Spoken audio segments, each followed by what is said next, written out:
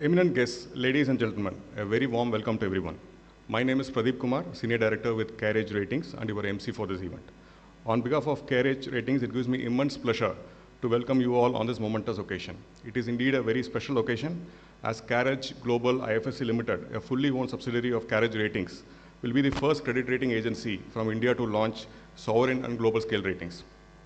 On behalf of CareEdge Ratings, I welcome all the distinguished dignitaries present with us today and those who would be joining us online. We regret to inform that due to completely unavoidable exigencies on account of inter-ministerial meetings, the Honorable Union Minister, Shri Ashwini Vaishnaw, could not join us and has conveyed his best wishes for the success of the event. Ladies and gentlemen, before we start, let me give a brief overview of what we have in store for today. We will begin with a brief presentation on the CareEdge journey for launching global ratings. This will be followed by address by our dignitaries, ending with the formal release of CareEdge report on sovereign ratings of 39 global economies. We have a small AV on our sovereign rating methodology, followed by a detailed presentation on sovereign rating outcomes of 39 countries by the CareEdge Global team. The final session, we have the Fireside chat moderated by Mr. Mehul Pandya with our guests of honor. To begin, I now request Ms. Revati Kasture, Executive Director, CareEdge Ratings, to take us through the CareEdge journey for launching global ratings.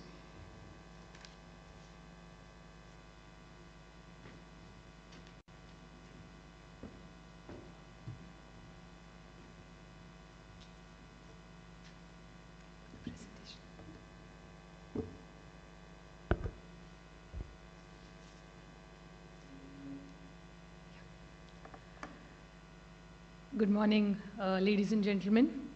On behalf of CareEdge Ratings, I welcome all of you on the auspicious day of the Indian Festival of Navratri to witness a historic moment as we launch the sovereign ratings on 39 countries on the platform of CareEdge Global IFSC Limited.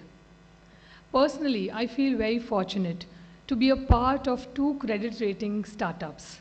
One, Care Ratings Limited, when it started way back in 1993, of course, promoted by sound financial institutions. And second, CareEdge Global IFSC Limited, which is being promoted by Care Ratings Limited. So this is indeed a historic moment for all of us as we have a rating agency from India entering into the realm of global scale ratings. And to mark this momentous occasion, we have many learned dignitaries who are going to share their thoughts. But before we listen to them, I wanted to take a moment of all of you to set the context and give you a perspective behind this initiative. You're all aware of Care Ratings as a leading credit rating agency in India with a dominant share in banking and financial services segment as well as infrastructure segment ratings. CareEdge has also established profitable operations in Mauritius and Nepal and has applied for a license in South Africa to do ratings. All these initiatives that we have done are on a domestic scale. So in all the countries that we operate, we do domestic scale ratings, including that in India. We are now poised to embark on the next phase of this journey. And we are here today to witness the launch of CareEdge Global IFSC Limited, the first credit rating agency from India, which would be offering sovereign and global scale ratings.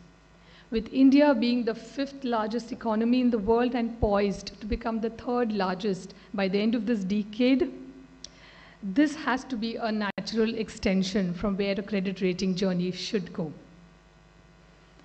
We've started this journey with the release of our draft report or draft methodology on sovereign ratings in the month of August 2023 in an event in Kolkata which was graced by Mr. Sanyal. And I have some pictures of that. We also signed a memorandum of understanding with the African Peer Review Mechanism, an organ of AU, to offer regional scale ratings in Africa and set up a Pan-African credit rating regulator. This was an event in Mauritius, and some pictures of that. Both these events were widely covered in media. The challenge when we started on this journey is to give a fresh perspective on a mature domain of credit ratings, something which is new and relevant to doing accurate credit assessments. So after the release of the draft methodology, there was a period of intense research, discussions amongst various internal as well as external stakeholders to evolve the methodology further. We took inputs from governments, from multilateral institutions, from domestic institutions, from large private conglomerates, academicians, and leading economists. We were creating a new perspective from scratch, hiring teams, speaking to global experts, validating data to align our thoughts. After these meetings and inputs, we released the methodology of sovereign ratings for public consultation in the month of January 2024. For some of the countries we evaluated and which will be presented today morning, we spoke to experts from those regions to understand the local nuances and incorporate those nuances in our assessments. Having offices in countries outside India gave us access to the analyst community there and helped us enrich our understanding. In order to bring global expertise and deep understanding of the sovereign and global rating arena, we have been fortunate to onboard a team of experts from various geographies as a part of our external rating committee. And the members of our committee are these.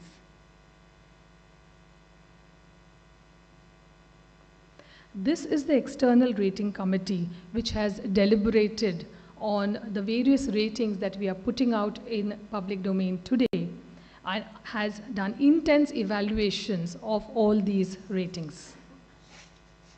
I quote Mr. Robin Sharma, a famous writer, who says, "Dream big, start small, act now." Our vision was encouraged and fully supported by our board of directors of Care Ratings Limited. Some of the members of the board are in the audience today and we are thankful to them. The next choice was to select the location of the entity. And what better than GIFT City, a financial services center born out of the vision of the Prime Minister of India.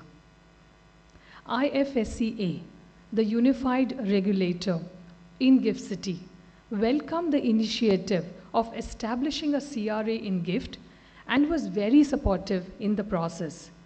We have now received our license from IFSCA for imparting global scale ratings as well as offering ESG assessments and bond valuation services. We are really thankful to all the stakeholders, internal as well as external, who resonated on the fact that this is the time for a new credit rating agency to offer a fresh perspective on sovereign and global scale ratings based on solid facts and validated models. I quote the mantra given by Swami Vivekananda that we imbibe: arise, awake, and stop not till the goal is achieved. I hope you find the sessions which follow very interesting and insightful. Thank you so much.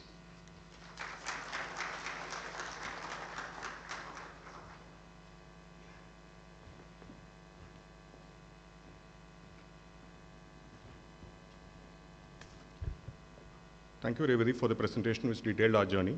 I now request Shri Najib Shah, Chairman CareEdge, to give his opening remarks.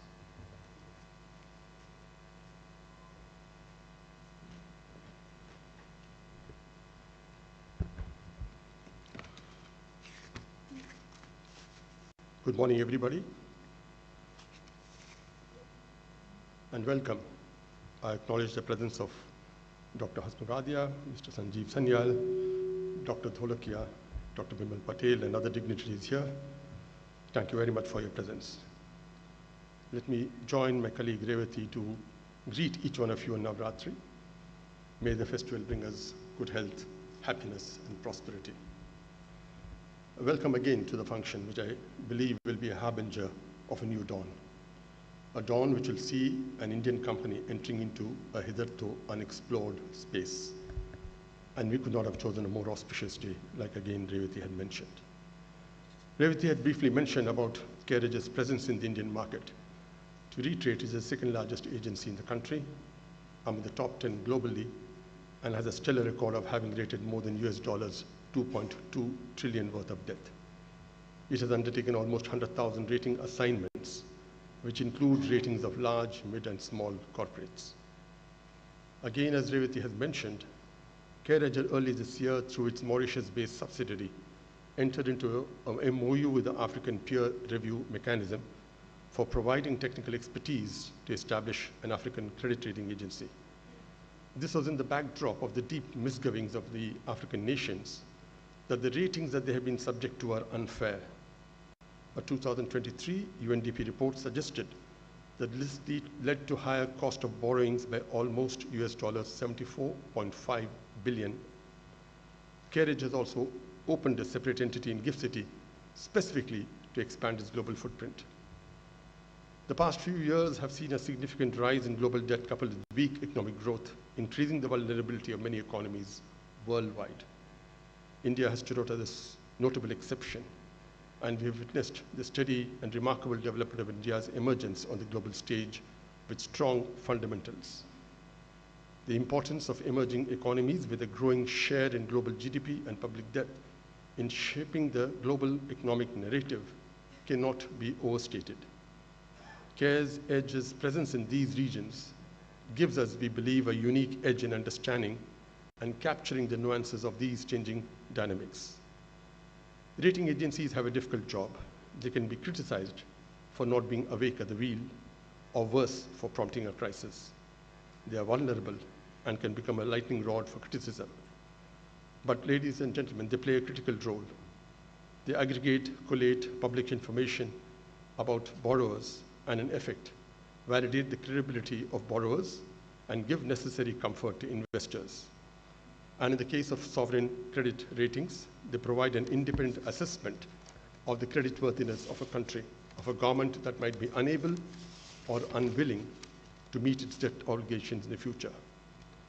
The world has come to realize that we need to change the lens through which we view different economies. The parameters used to measure a nation's potential cannot be uniform across the board. A global perspective must consider the nuances and specific features of different regions and economies. While I'm not suggesting bias, there is no denying the fact that there is a troubling burden of perception which appears to color ratings. This is where CareEdge steps in. We believe we have the necessary expertise, credentials, and bandwidth to enter the very challenging space of sovereign ratings. It is thus with great pride that I invite you to join CareEdge's venture into the sovereign rating domain. Drawing on over 3 decades of expertise, we are not just establishing a homegrown Indian company's presence in the global sovereign rating industry. We believe that we'll be bringing a fresh, more inclusive perspective to risk assessment. We are acutely conscious of the fact that for CareEdge to be a counterfactual alternative, credibility is a key. Our decision to enter this space is driven by a clear vision to bring transparency, diversity, depth, and a local nuanced understanding to sovereign risk assessment. We aim to provide a valuable tool for policymakers, investors, and financial institutions alike, one that reflects the true potential and challenges of each economy that we evaluate. As we embark on this new journey, we remain steadfast in our commitment to integrity, innovation, and excellence. We believe that this initiative will not only enhance CareEdge's global footprint, but also contribute substantially to a better understanding of global risk dynamics. Victor Hugo's trite but very apt observation cannot be more true. This is an idea whose time has come, and we in CareEdge are determined to make it work. Thank you so very much for your attention.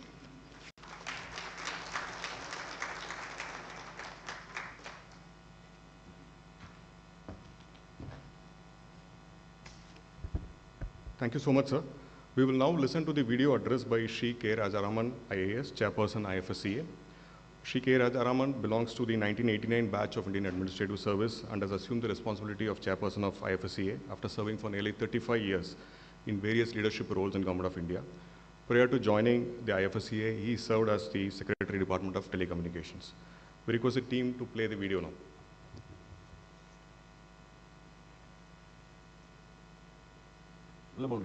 establish our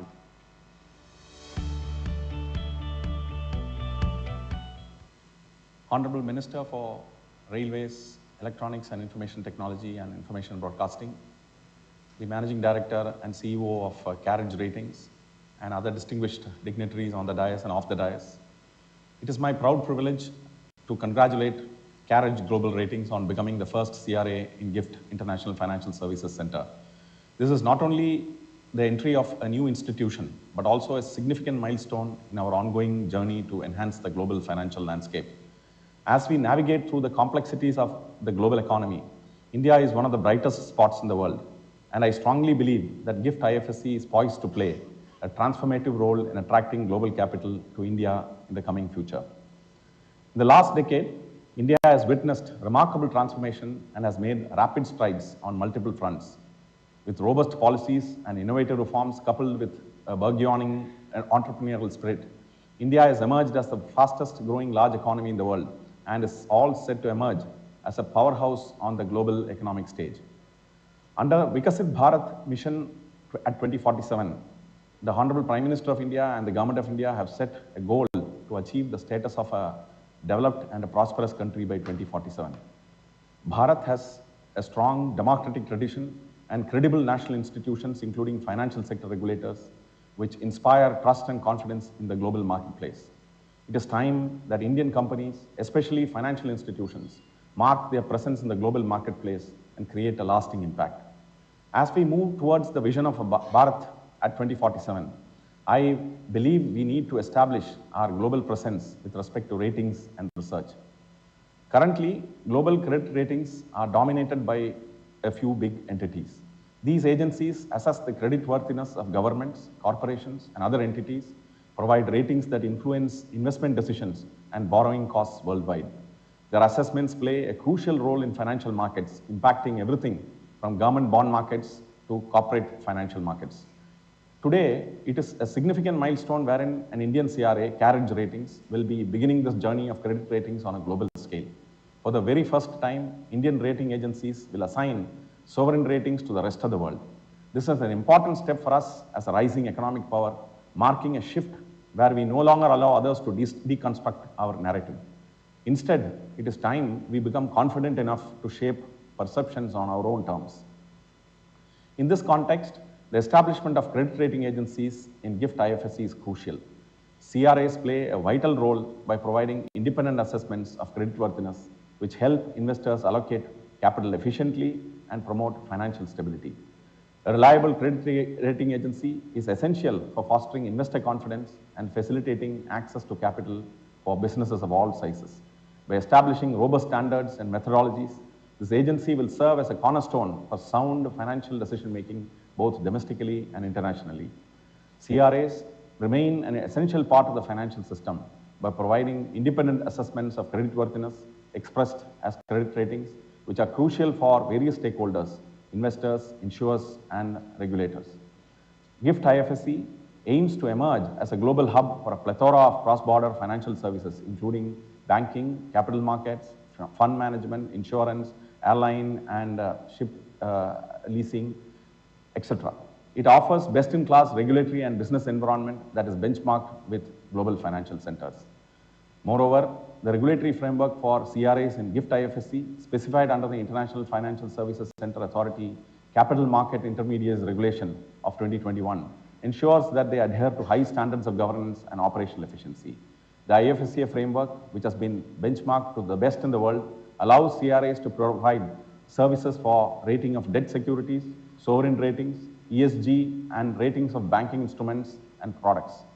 Concluding my remarks, I would like to state that GIFT IFSC presents a compelling opportunity for CRAs to expand their reach and cater to a global audience. By establishing a presence here, CRAs can leverage international best practices, attract new clients, and offer a wide range of services to the world. This will not only strengthen their reputation, but also contribute to the development of the GIFT IFSC ecosystem, as well as India as a leading international financial ecosystem. I would once again congratulate CareEdge for becoming the first Indian CRA to enter into global ratings from the GIFT City ecosystem. Thank you and Jai Hind.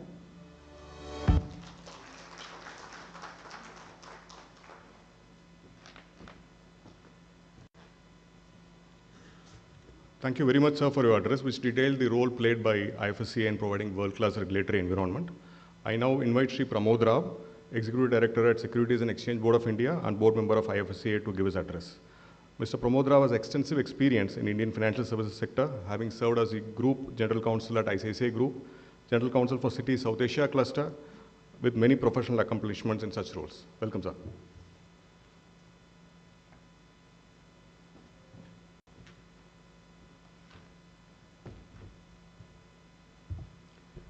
Good morning to all of you. It's a pleasure to be here at the launch of Sovereign Rating Services by CareEdge. Globally, credit rating business is highly concentrated and oligopolistic, and more so in the case of sovereign ratings, where there is a duopoly. There is also the element of groupthink, which dominates their outlooks and assessments, and hence, while appearing to be fierce competitors with differentiated methodologies, the outputs are largely same or vastly similar. I quote from an IMF assessment in the wake of the global financial crisis. S&P measures default risk in terms of default probability, while Moody's rating measures expected loss. Fitch rates issuers based on default probability basis and instruments on expected loss basis. Hence, in theory, Moody's rating should diverge from Fitch and S&P's on the same issuer according to the variations in the loss severity, as the expected loss can be approximated by the product of the default probability and the expected loss severity. However, in practice, there is little divergence, particularly amongst investment grade ratings, unquote. I understand since then, rating agencies have updated their methodology papers and frameworks which guide the analysis of sovereign credit ratings. It's useful to outline the impact and influence that sovereign ratings have. The judgment that sovereign ratings pass about a country's creditworthiness consistently affects the interest rate that the country has to pay on its debt. Lower ratings increase the burden of interest cost on the budget, shrinking the amount of money available to provide public service, address social needs, manage the economy, or fulfill any other important political, social, or economic objectives. The larger the outstanding debt, the greater the budgetary impact of savings. Even a couple of dozen basis points of increase in interest cost associated with adverse rating changes can make a tangible effect on the budget. Furthermore, sovereign ratings affect the financing cost of all economies, all economic actors in the domestic market as well, thereby indirectly influencing the functioning of equity markets, growth, unemployment, competitiveness, and so on. Imagine the impact of panic downgrades or belated downgrades when there's a perceived or actual crisis. Asian financial crisis 1997, 2010s when European countries, including Greece, and thereafter Portugal, Italy, Ireland, Spain, came under stress, which in fact required Eurozone authorities to intervene. These are outcomes of sovereign ratings themselves. A further description that has been given to rating products bears mention, that it's a common language of credit risk. Given that it's a language and pretty much used or referenced, it becomes integral to the market and market participants, in as much as SWIFT is to cross-border payments, is so for ratings as well, because each of that provides a vocabulary for defining the vital terms of transactions and relationships among market participants. A fresh grounds-up launch of a sovereign rating service allows an ability to peer into the methodologies being adopted and to be able to provide inputs and thoughts on the same. I'm glad to note CareEdge earlier this year in January released its methodology for public review and comments. It should continue to periodically assess and seek feedback to update the methodology as required. Offering of a service by a new player in any industry serves to increase the choice to the consumers of such services. Accordingly, the Global South will now have a new service provider in the world of sovereign ratings to consider and engage. And engage the new entity must by explaining the methodology transparently and remaining open to feedback.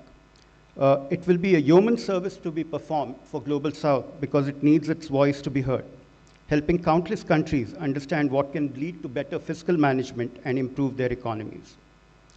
Even as sovereign rating services commenced, I wanted to outline some future opportunities and outcomes that this service can lead to.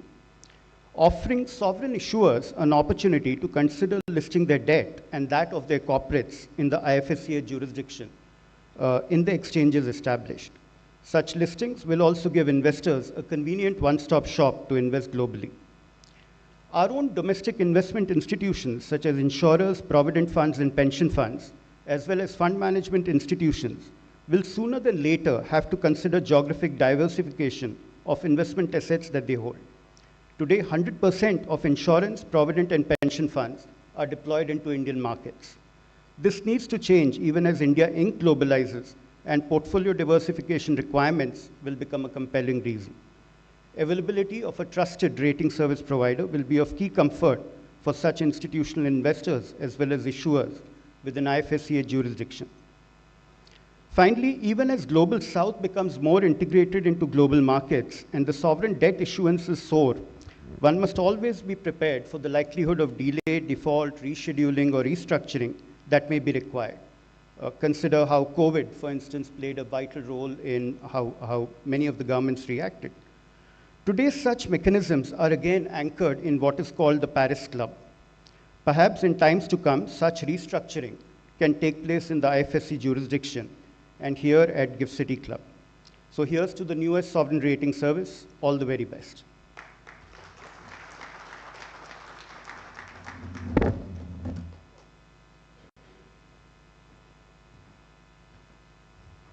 Thank you very much, sir, for your insightful address and for highlighting the importance of sovereign ratings. I would now request Mr. Mehul Pandya, MD and Group CEO, CareEdge Ratings, to felicitate Mr. Pramod Ram.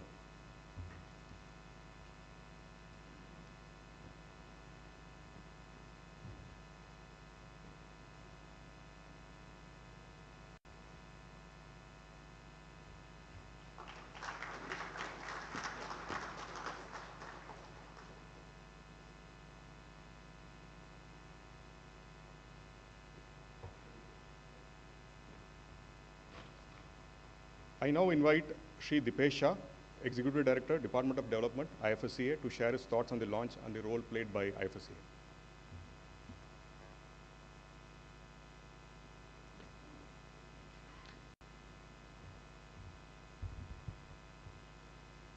Good morning, everyone. I must congratulate CareEdge Global Rating for setting up India's first global rating firm in the GIFT IFFC. For a moment, I was thinking that if GIFT IFFC was not present on the map today, probably we would all have been sitting in DIFC Dubai for the launch of this initiative and been more happy about a new business being set up outside India for India.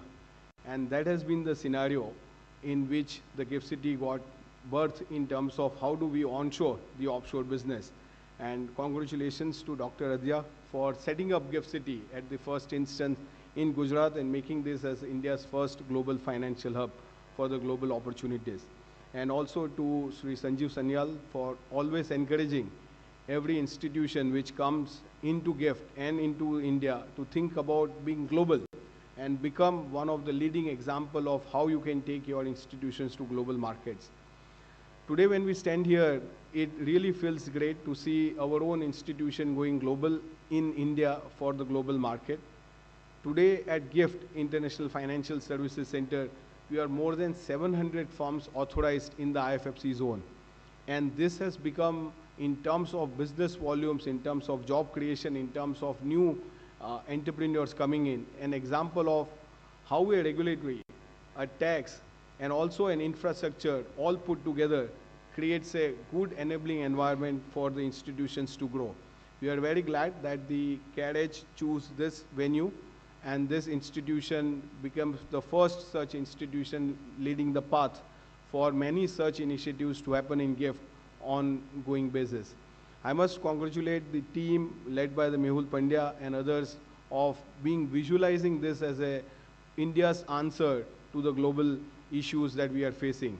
And I'm sure that with this initiatives, several capital market entities as an ecosystem players which are present in GIFT will be encouraged to think big, to think out of box and create more such structures.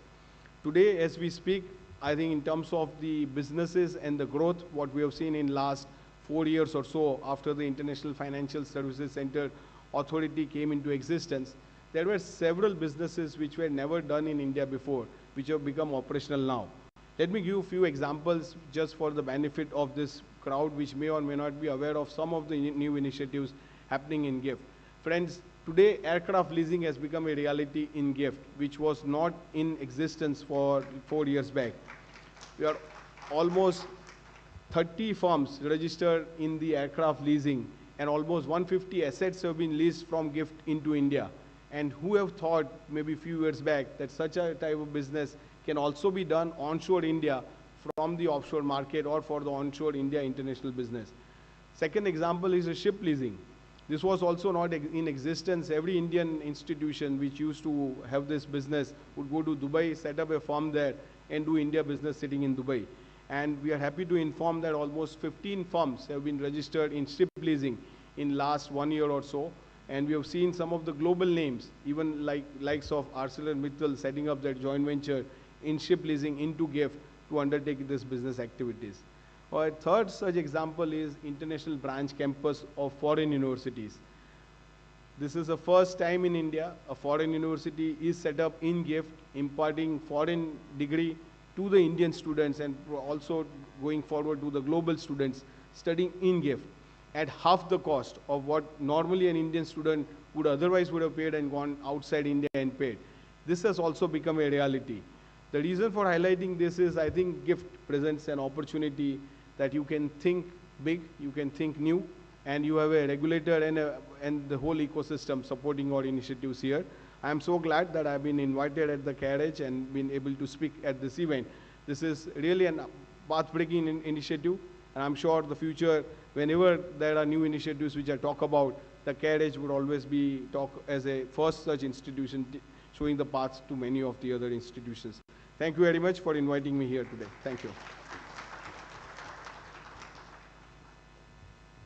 Sir, I request you to remain on the dais, sir. Thank you very much for your address. I would now request Mr. Sachin Gupta, Executive Director and Chief Rating Officer, CareEdge Ratings, to felicitate Mr. Dipesh Shah.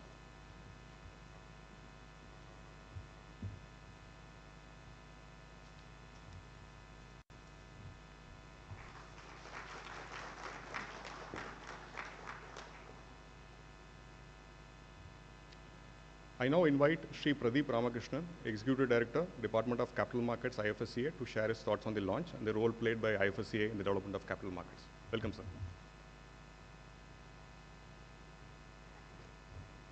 Good morning, everyone. It's an honor to be here in the presence of so many luminaries. I should first thank my son because today it's personally a happy day for me because it's my son's 19th birthday. And I should thank him because I'm not celebrating his birthday in Chennai, and I'm here because he was mature enough to understand that today is a red letter day for Indian rating agencies. So he allowed me to be here. So my mind actually goes back to February 2024. That was when I had joined IFSCA for 22 years at SEBI. And we were taking stock of our CMI regulations, that is the Capital Market Intermediaries regulations. So it's a fit for purpose, one size fits all regulation with where almost all the intermediaries who are licensed in GIFT could register. So we noted that one particular intermediary was not registered. I mean, they had not even thought of,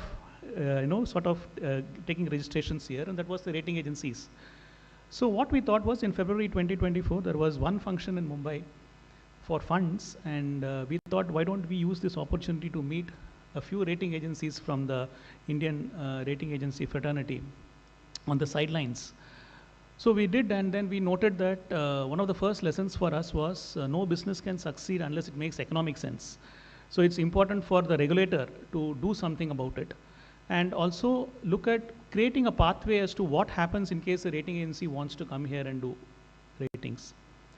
So that set us thinking. We went back to our committees, we went back to our think tanks, and as is our wont, we consulted the public, and we got a lot of ideas from a lot of opinionated, argumentative Indians as we all are. And from that, certain amendments were made to a circular, and then we brought out a circular very recently, where we said that, okay, let us create an ecosystem. So we noted that almost 93 to 94% of the bonds that are listed on the IFSC are rated, even though rating was not mandatory. So we have brought that mandate to ratings as far as bonds are concerned. So that will sort of bring that economic sense when a rating agency wants to start business here. So a lot of speakers before me very rightly pointed out the fact that ratings, of course, are a perspective, but unfortunately, a lot of hand-me-down ratings, which we Indians and a few other unfortunate countries are subject to, have been through colored lenses, right? Have been sort of through colored lenses, and every time there is a rating, we come out ranting on social media that certain factors have not been allowed, have not been taken into account. While qualitative and quantitative factors are indeed taken into account, it always so happens that it's always unfair against us. So there was a need, obviously, for that, probably that part of that bit to be sort of fixed, and that is where we are here. And I hope CARE is going to fulfill that aspiration of an every Indian to become a global credit rating agency. So very interestingly, after CARE has taken, and I should actually congratulate CARE, because being the first person takes a lot of guts to do it, because after CARE has taken the license, we have been receiving requests from other rating agencies in India, which means that we have done something right as far as creating the path for rating agencies. I wish CARE the very best, and like Mr. Rao said before me, I hope this really creates a new chapter. This charts a new chapter for an Indian rating agency, the Indian rating agency fraternity as such. Thank you so much, and have a nice day.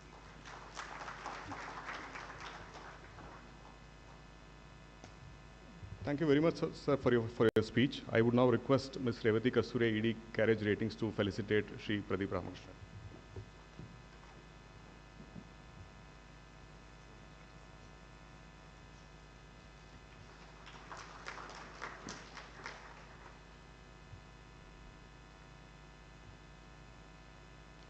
We will now move to the formal launch of CareEdge Global Sovereign Ratings. We will now be unveiling the CareEdge report on sovereign ratings of global economies. I request our chairman, Mr. Najib Shah, and our MD, Mr. Mehul Pandya, to welcome the dignitaries on stage. Mr. Sanjeev Sanyal,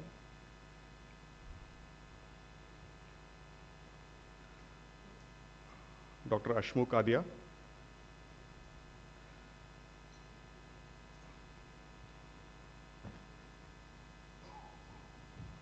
Dr. Pramod Rao,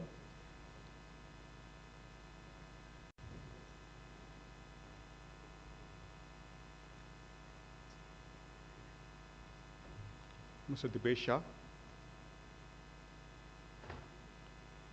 Mr. Pradeep Ramakrishnan,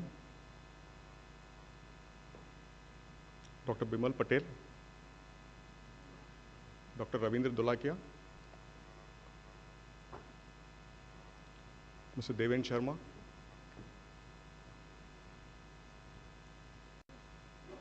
Mr. Chandrasekharan, Mr. Sonal Desai, and Mrs. Madhu Dubashi.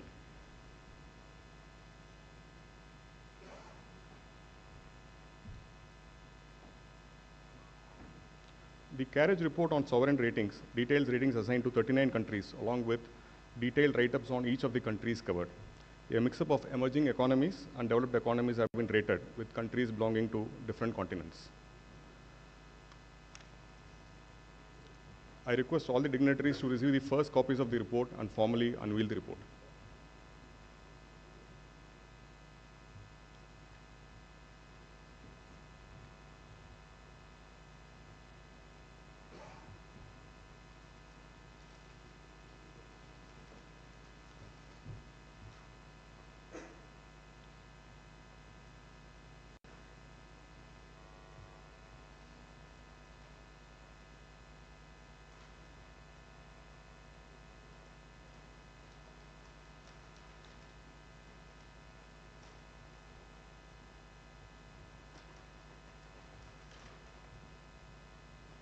I request the audience to give a big round of applause in this historic moment for commemorating the launch of sovereign ratings by CareEdge Global IFSC, the first domestic CRA in India to venture into the sovereign and global scale rating space.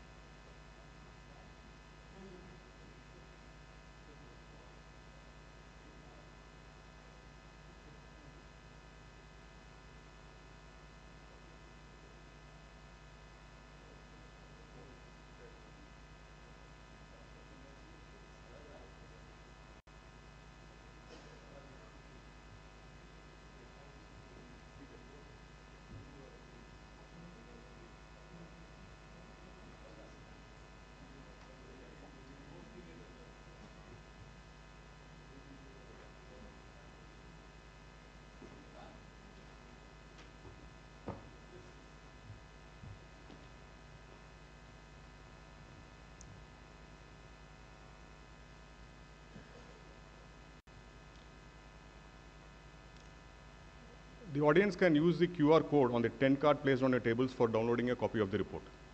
We would like to profoundly thank our guests for taking their time out and addressing the gathering. Ladies and gentlemen, we now have an audio-visual detailing the sovereign rating methodology adopted by CareEdge Global IFSC Limited. We request the team to play the video.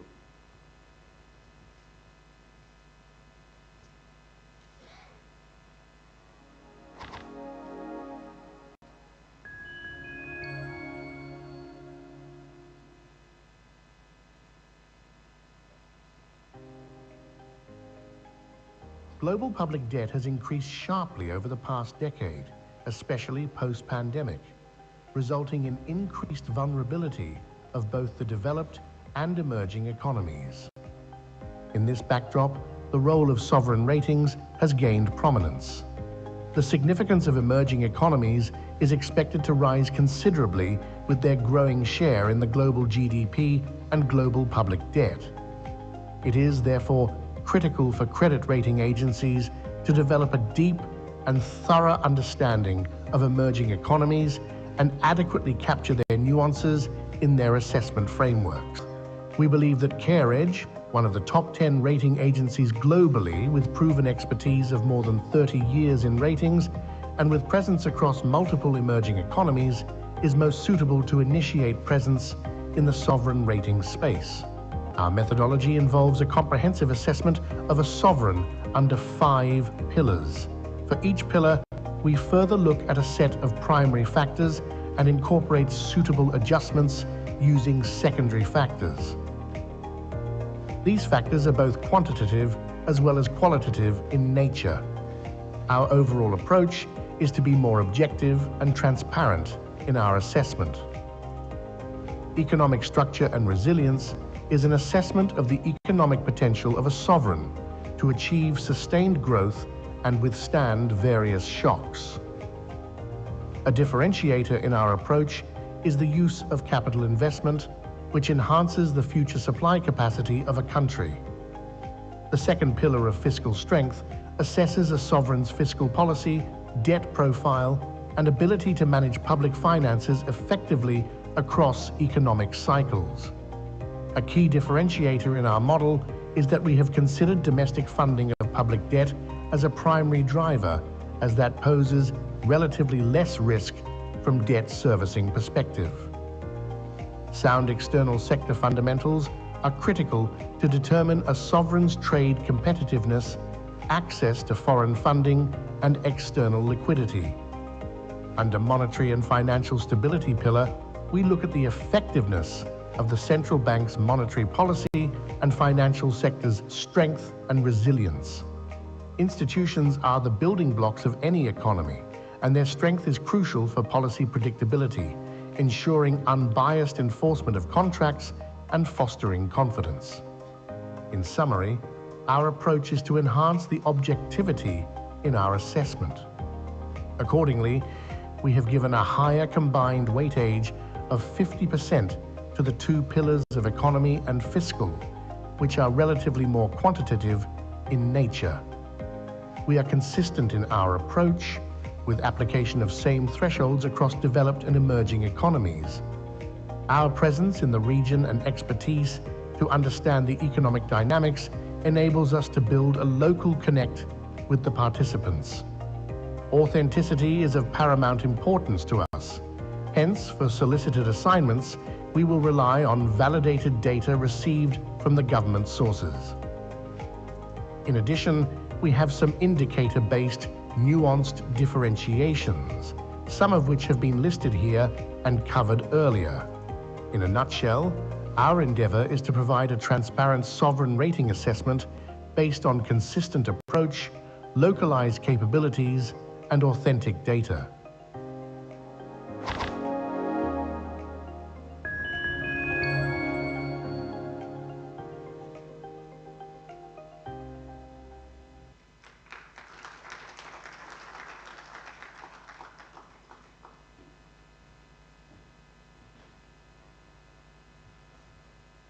We will now move over to a very interesting presentation. This is the presentation on the sovereign rating outcomes for 39 countries by the CareEdge Global IFSC team, comprising Mr. Pavan Agarwal, Ms. Rajni Sinha, and Mr. Kiran Kavala.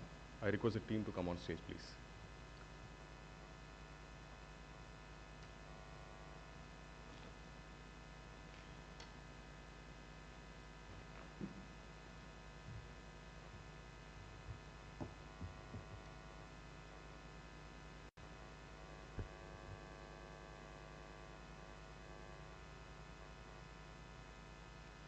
Good morning, everyone.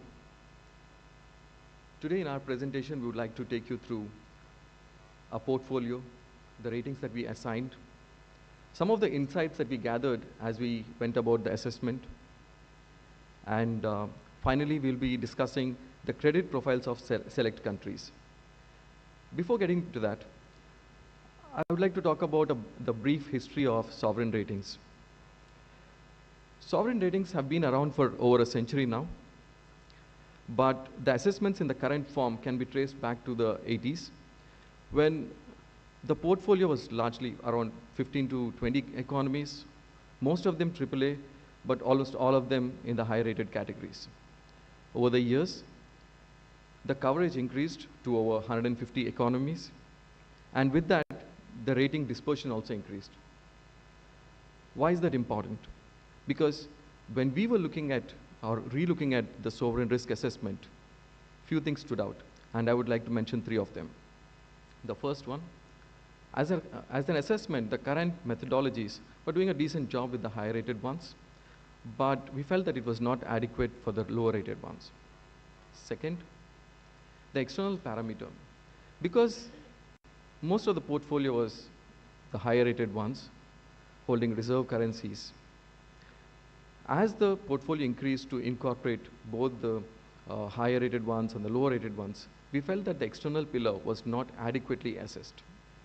As an example, because for the higher rated economies, almost all of them have reserve currencies, the need for external buffers was not as significant, which is so now.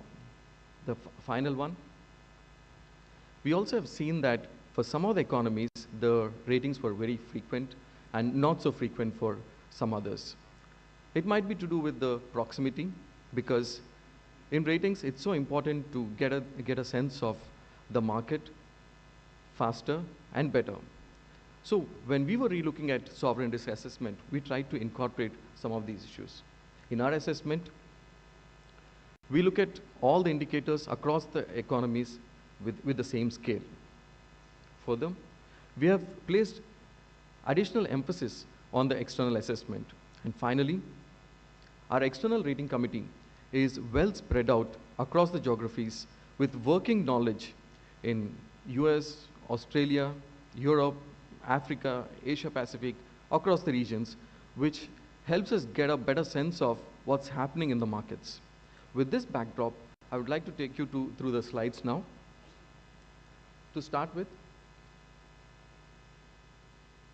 can you move to the next slide, please? Our coverage. So in the next slide, we would see that it's a very well diversified coverage across the regions. In the next slide, please.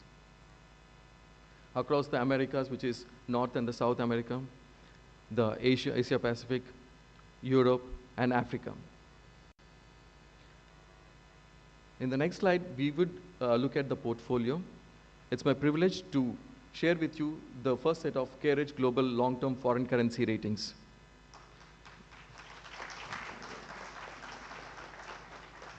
I would pause for a few moments for you to just look at the entire 39 country portfolio. We have economies across rating categories, starting with the AAA, which is Germany, Netherlands, Singapore, Sweden. We have Portugal at A+, Botswana and Philippines, along with India at BBB+, and so on. This is our rated portfolio. Moving on. Now, this is the overall credit profile. If we assess the credit profile in terms of the emerging markets and the developed markets, we can clearly see that the developed markets, most of the ratings are in the high-rated categories, which is AAA, AA. And the reasons for that we will see in the subsequent slides. Here we can clearly see that the strength of the developed markets come from the institutional pillar, the monetary, and the economic pillar. But fiscal is a weakness, not just for developed markets, but also the emerging markets. However, when we look at the external assessment, it's fairly even. Emerging markets, because they do not have the benefit of a reserve currency or maybe a deeper markets, have to maintain adequate reserves, and therefore they are evenly matched in terms of the external assessment. And the next slide, if we look at the geographical spread, we can clearly see that for APAC, the share of investment grade ratings is much higher than any other regions, followed by Europe, Americas, and Africa. And in the next slide, we see institution-wise for each of these regions how the ratings are panning out. We see that clearly economic is a benefit that the APAC countries have. But however, we see that here also fiscal is weak across the regions. Relatively, APAC fares better in fiscal, but that's a weak link across. And at the same time, if we look at Americas and Africa, for both of them, monetary and institution is an issue. So this is largely how we looked at in terms of the regions. Now, in the subsequent slides, we would look at the deeper insights in each of these economies and the pillars. And for that, I would like to invite Mr. Pawan Agarwal.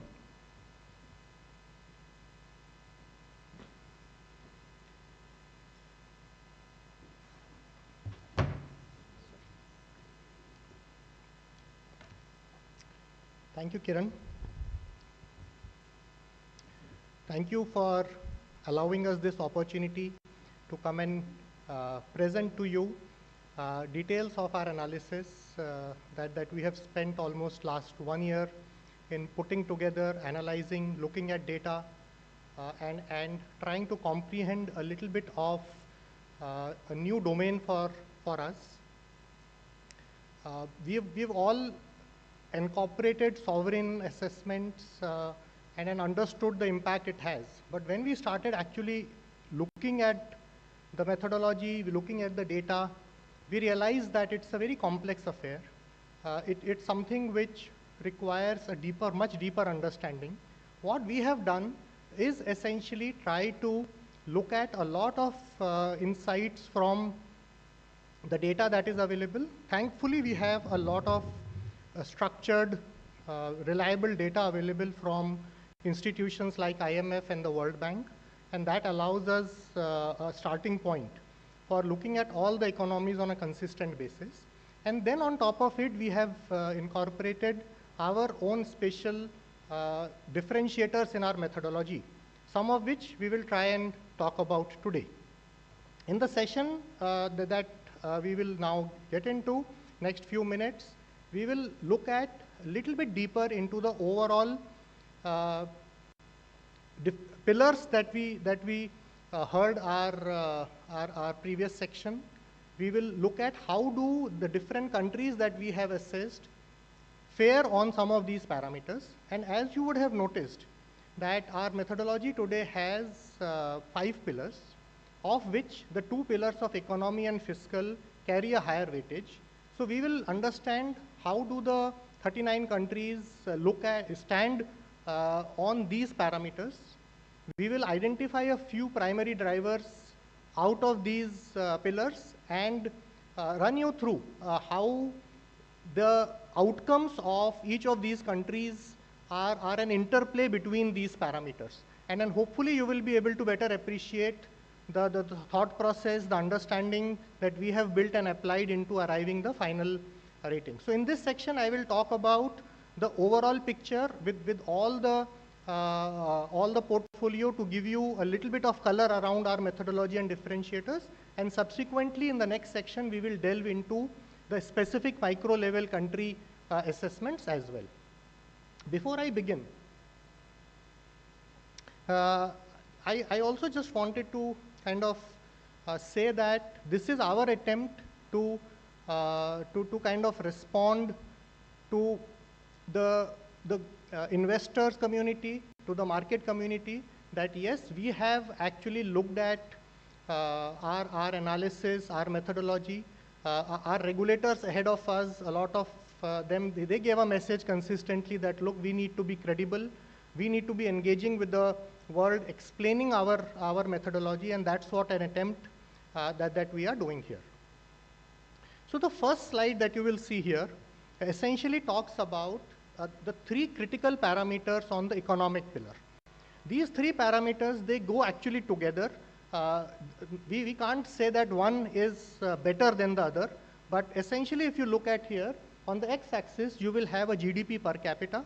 On the y-axis you will have the future growth of GDP that is expected for each of these economies, and the size of the bubble for all the countries that you see represents the size of GDP of that country. So the larger the size of the bubble, what you will see is the indicative of their larger size and say therefore in the economy. Now therefore you will see here that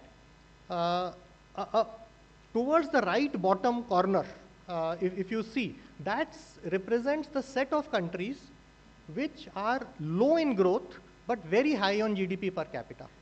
Typically these are the ones who will have who will come from the developed world and low populations, high industrialization and financial markets journey ahead of the developing countries, and that benefit is available to them today, and that can be clearly seen in terms of their ability to raise revenues. Most of these countries today we see have government revenue ratio to GDP of as high as 40 to even 50%. And then that contrasts on the other side, if we look at some of the developing countries, if we let's say take an example of India, it is less than 20%. So that is the degree of difference that a higher GDP per capita provides from a flexibility perspective to the various sovereigns and governments in terms of their ability to spend. If you then come and notice the area towards the left top corner, this represents an area which is essentially high growth but low on GDP per capita. And the expectation is that the high growth over a period of time will allow these economies to become wealthier and move towards the right on the chart here. But obviously, given the fact that currently they are at a very low level, it will take several years for that actually to happen. And then you will see that for some of the countries, they actually have the benefit of not just being good in one of these parameters like these two corners that we saw, they actually have benefit of doing well on two of the three parameters. So for example, if you take US, despite its size, it is still growing better than a lot of other developed countries, as you can clearly see. So it has the benefit of size, it has the benefit of relatively higher growth compared to its own peers.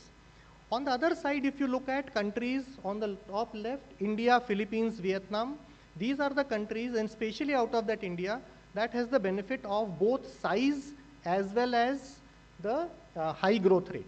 So clearly, some of these economies benefit from the two parameters being good for them and working for them. And then you look at a country like a China, which essentially has the benefit of relatively higher growth, already moved towards the middle, towards the right, and has the benefit of the size.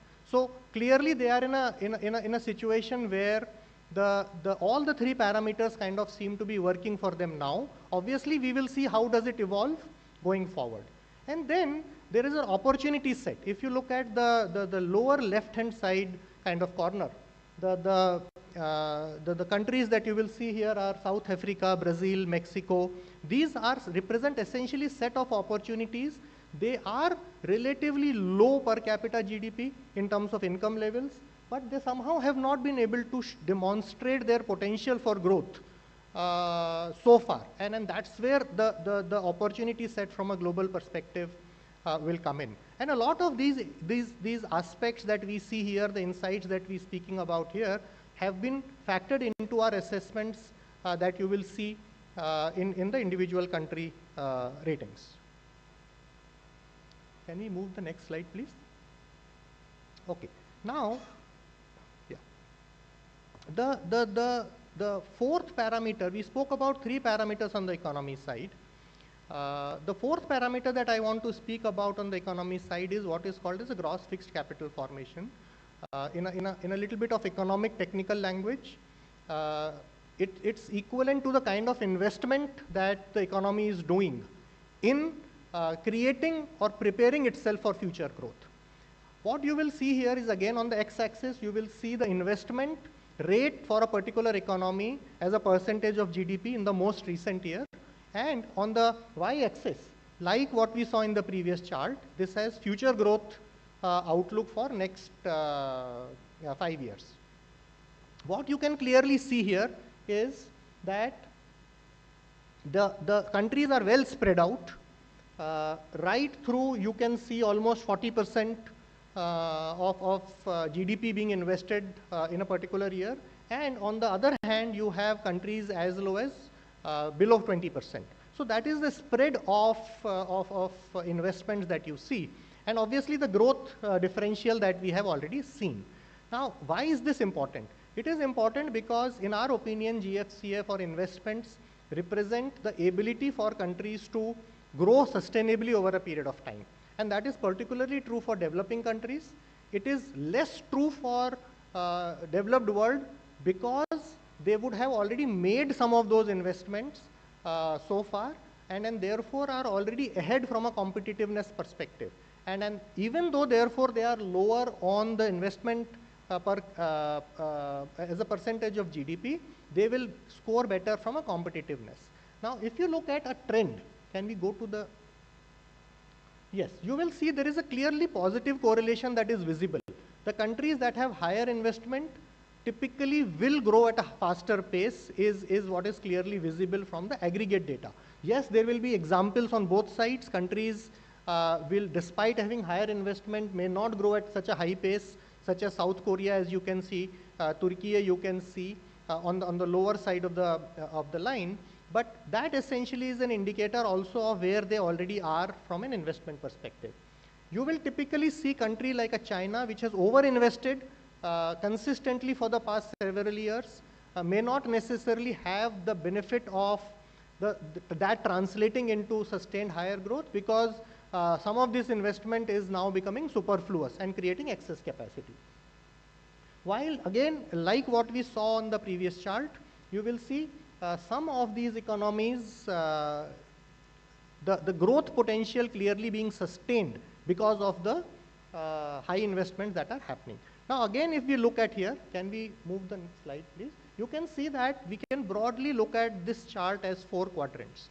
The one on the top right-hand corner typically will have countries that are able to respond to their higher investment rate in form of higher growth. So India, Vietnam and Indonesia are falling in that category. On the lower left-hand corner, you will see are the countries that have lower investment rate and are also growing relatively slower. So again, that coincides also because these are the countries typically which are the developed world, with a few exceptions like Brazil, which is essentially not able to invest, and perhaps that is also one of the reasons why they have not been able to grow at a faster pace so far. The countries that have somehow been able to grow at a faster pace despite a lower rate of investments are there on the top left-hand corner. Malaysia, Egypt and Philippines. One explanation for that also is that some of the investments that we see currently happening is not fully recovered post-COVID, and then hopefully that will translate, the investments actually will come back. And countries on the lower right-hand side that you will see are the countries where investment rate is high, but perhaps it is already in an over-investment kind of mode, like what we look for China. Japan perhaps will fall in that category. Sweden, again, despite the developed status, is still investing at a pretty healthy rate. So again, these are the differentiators that we have tried to look at and carry them through into our assessment of the individual countries. So with that, now we will move to the fiscal side. Fiscal side, you heard our chairman say that the vulnerabilities today that the world faces arise from the fiscal side.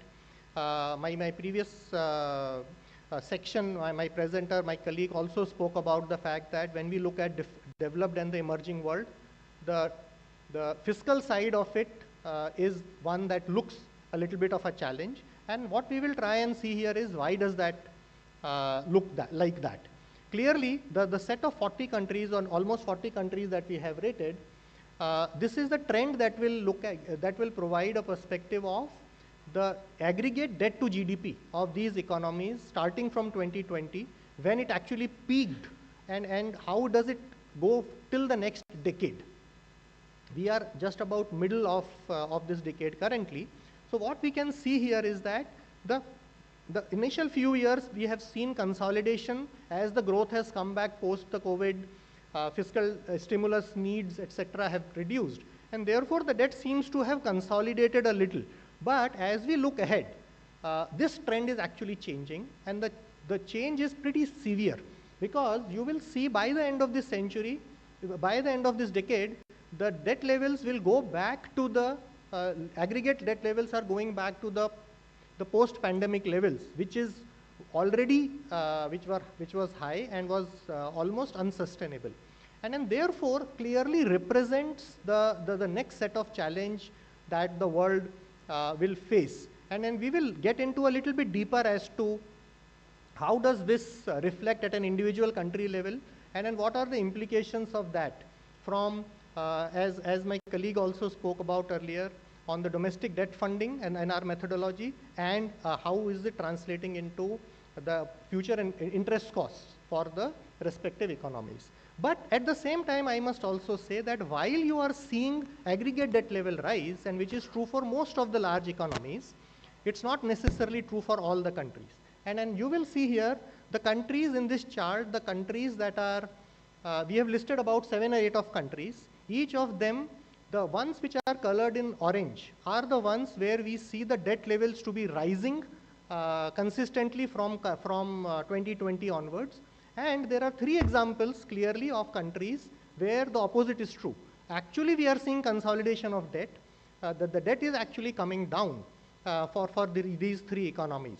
And clearly, given the fact that debt plays a central role in assessment of our ratings, clearly that element of future-looking expectation of lower debt has been factored into our assessments for these countries, as well as the countries where we see that the debt levels are likely to go up.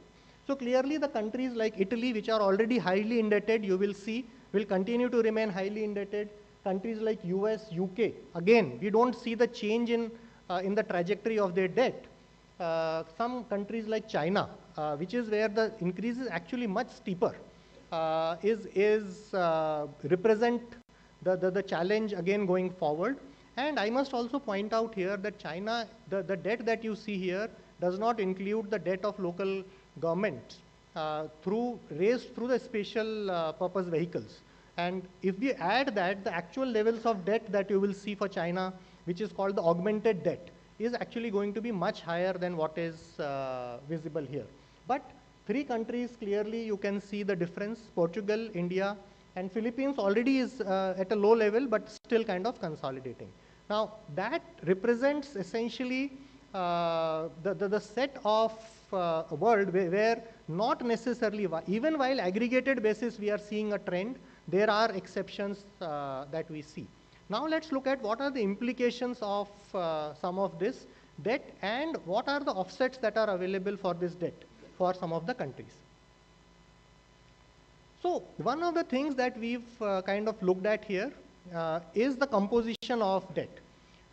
If the debt of a government is largely funded through domestic sources, the governments are typically more in control. They are less vulnerable to movements in external markets. They are less worried about vagaries of the market swings, etc. that is happening. And if this chart you will look at, you will find that for the countries that we have listed, we have rated, we have provided the domestic funding, the percentage of domestic funding for their respective government debt. And you will see countries on the left-hand side. Singapore, for instance, has almost no external held debt.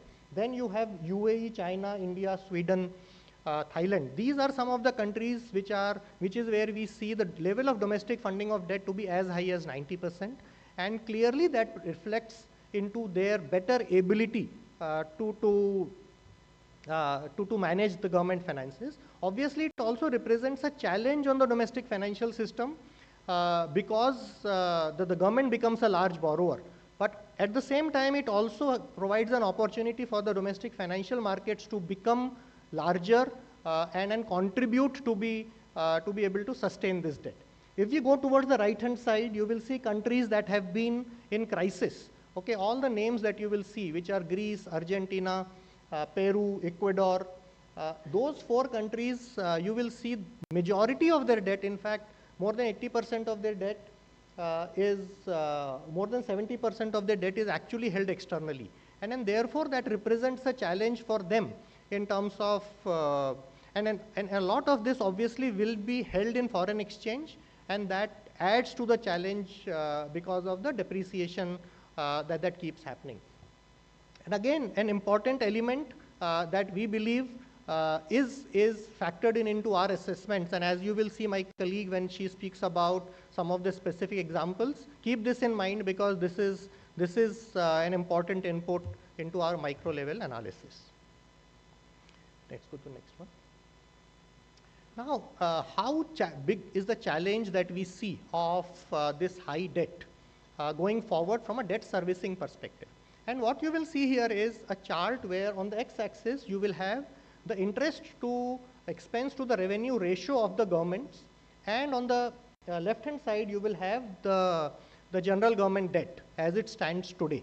And both of these are current numbers, but again you will see here neatly they fall into 4 quadrants. The ones on the lower right-hand side, and which is where India also falls in, are the ones where the governments actually struggle given the fact that a large proportion of their current revenues go in for interest servicing.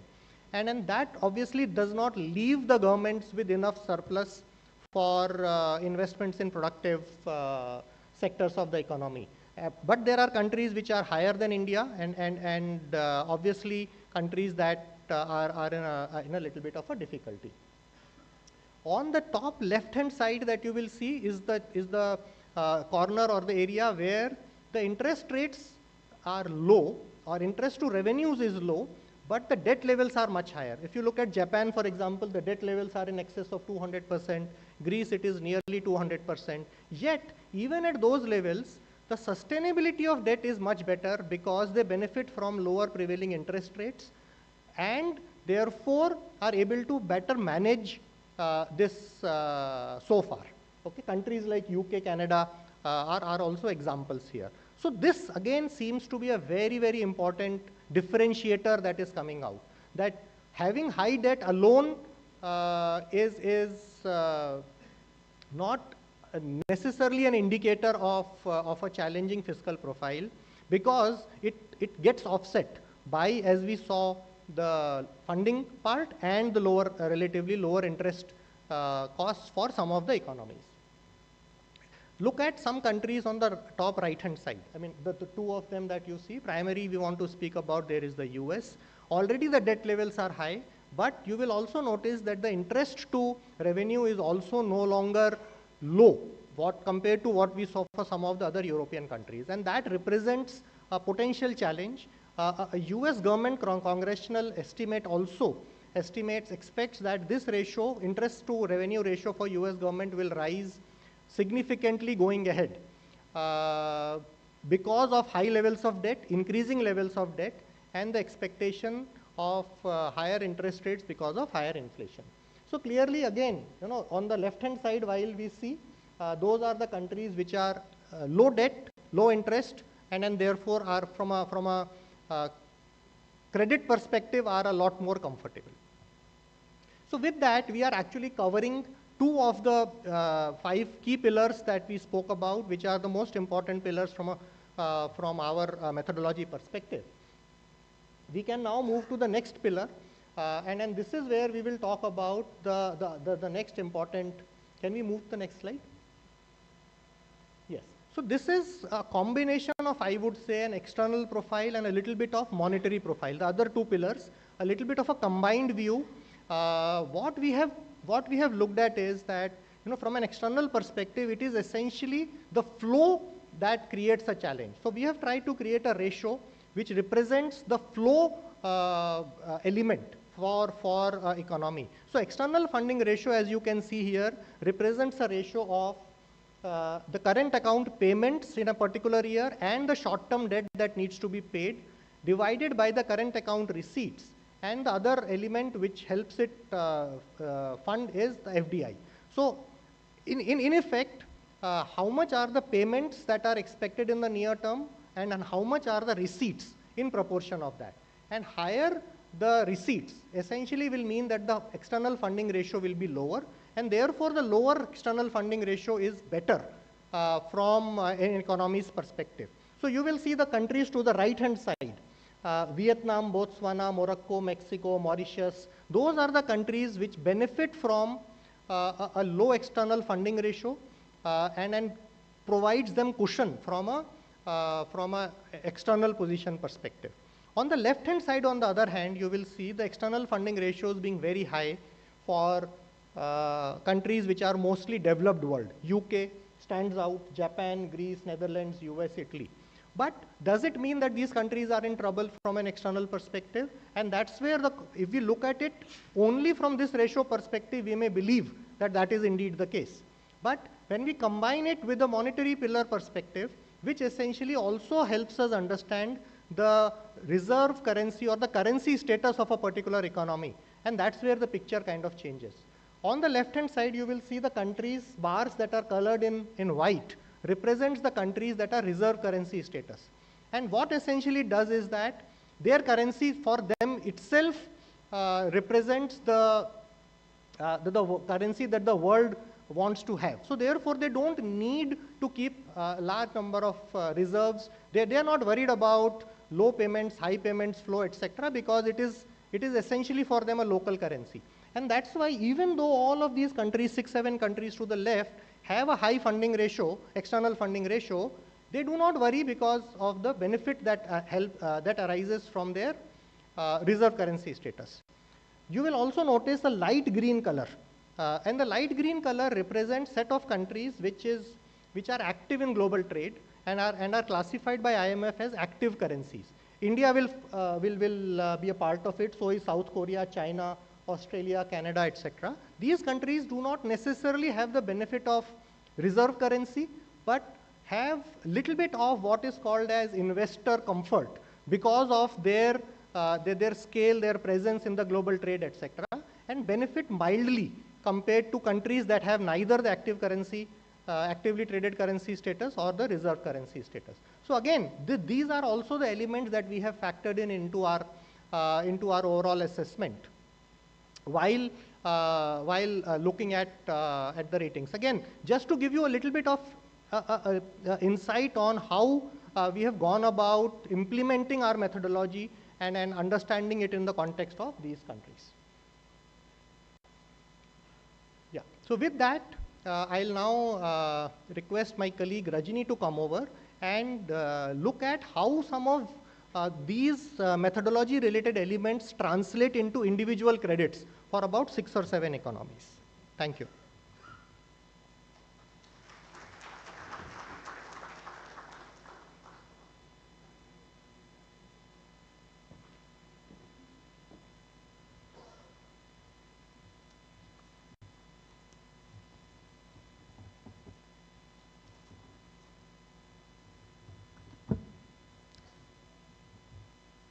Thank you, Pavan and Kiran, and a very good morning to everyone. Given that now we have got an understanding of our methodology and how we have identified the critical parameters that have gone into our assessment, I'll be giving you a quick snapshot of some of the economies, sovereign rating, how we have arrived at for some of the economies. What we'll be showcasing today is basically the sovereign rating for some of the major economies by size, and then we have taken one economy from LATAM and one economy from Africa to kind of give you full essence of our work.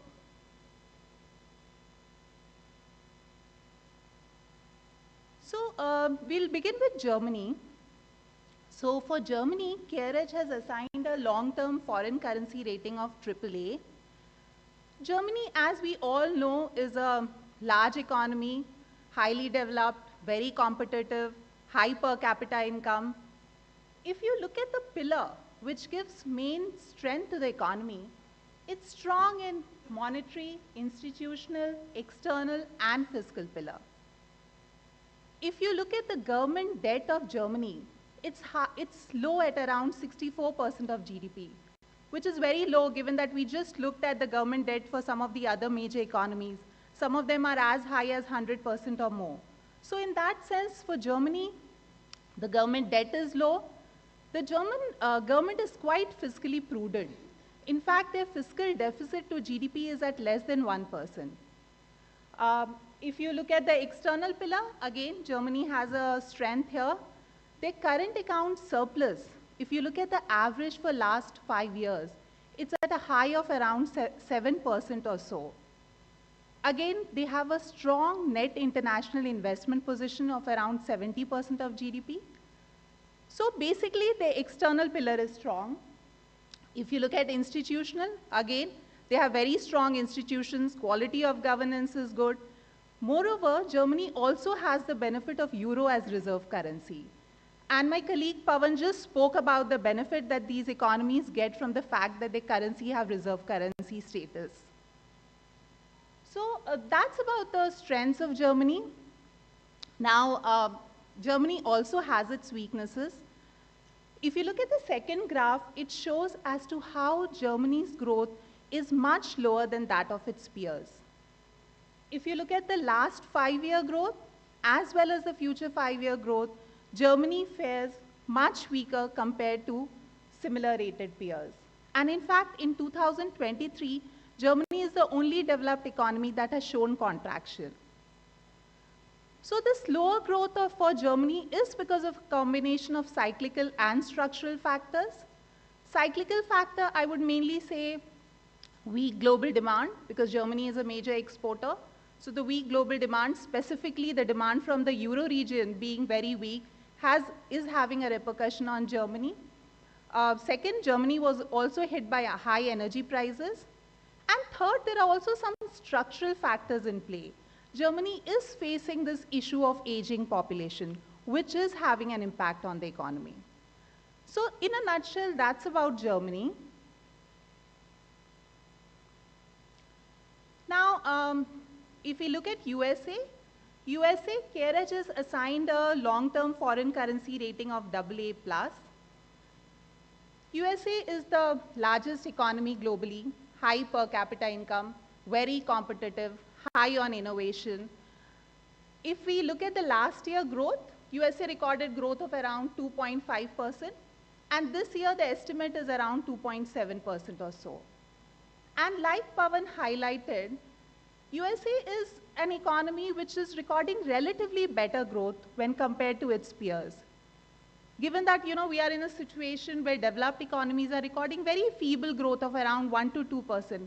In that sense, USA is recording a better growth. Again, external, monetary, these are strengths for the economy. In fact, the very fact, again coming to reserve currency, the very fact that US dollar is the leading reserve currency gives a big advantage to US in terms of funding availability. Institutions and quality of governance, again, is a strength for the economy. Now, coming to the weakness. The main weakness for US economy, as we also discussed in some of the previous slides, is its high government debt.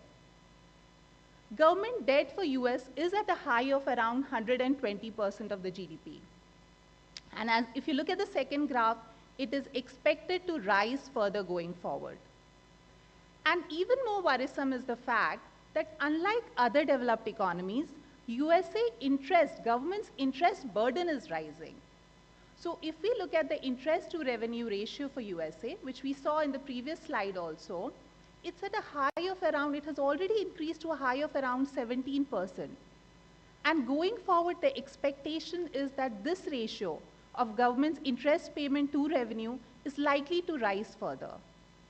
And that's mainly because of, what Pawan mentioned, that interest rates in US are expected to remain higher for longer. So many of these developed economies, in fact, as we saw in the previous slide, they have high government debt, but they have the benefit of lower interest payment burden. And that's mainly because of the low interest rates that they have enjoyed so far. They had, post the global financial crisis, the developed economies have had very low interest rates. And that has given them this benefit of having very low interest payment burden. But now the situation has changed. Interest rates have risen in these economies. And while the cuts are happening by the central banks, but broadly they are expected to remain higher for longer.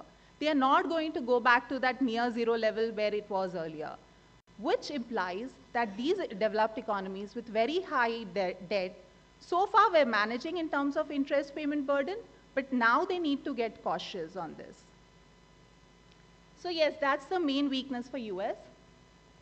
For Japan, we have, CareEdge has assigned a long-term foreign currency rating of AA-. Again, another big economy, high per capita income, competitive. The main strength of Japan's economy comes from its external pillar. So if you look at the second graph here, Japan has consistently enjoyed high current account surplus. So as you can see, current account surplus has been in the range of around 3.5% or so.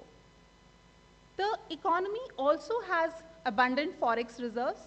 So unlike other developed economies, we have seen that given that they have the benefit of reserve currency, they do not maintain high forex reserves. But Japan has high forex reserves. It also has high positive net international investment position. So Japan definitely has an edge when it comes to the external pillar. And just like I mentioned for Germany and US, institution and quality of governance is strong for Japan too. And in fact, like we discussed earlier, institution and quality of governance is found to be higher for many of these major economies. So that's somewhere where they have an edge when it comes to their rating. Now, coming to weaknesses, one big weakness of Japan is that it's recording very low growth. As you can see from the first graph here, if you look at the future 5-year growth for Japan, it's at a low of around 0.8%. So Italy is the only economy which is expected to record growth even lower than Japan.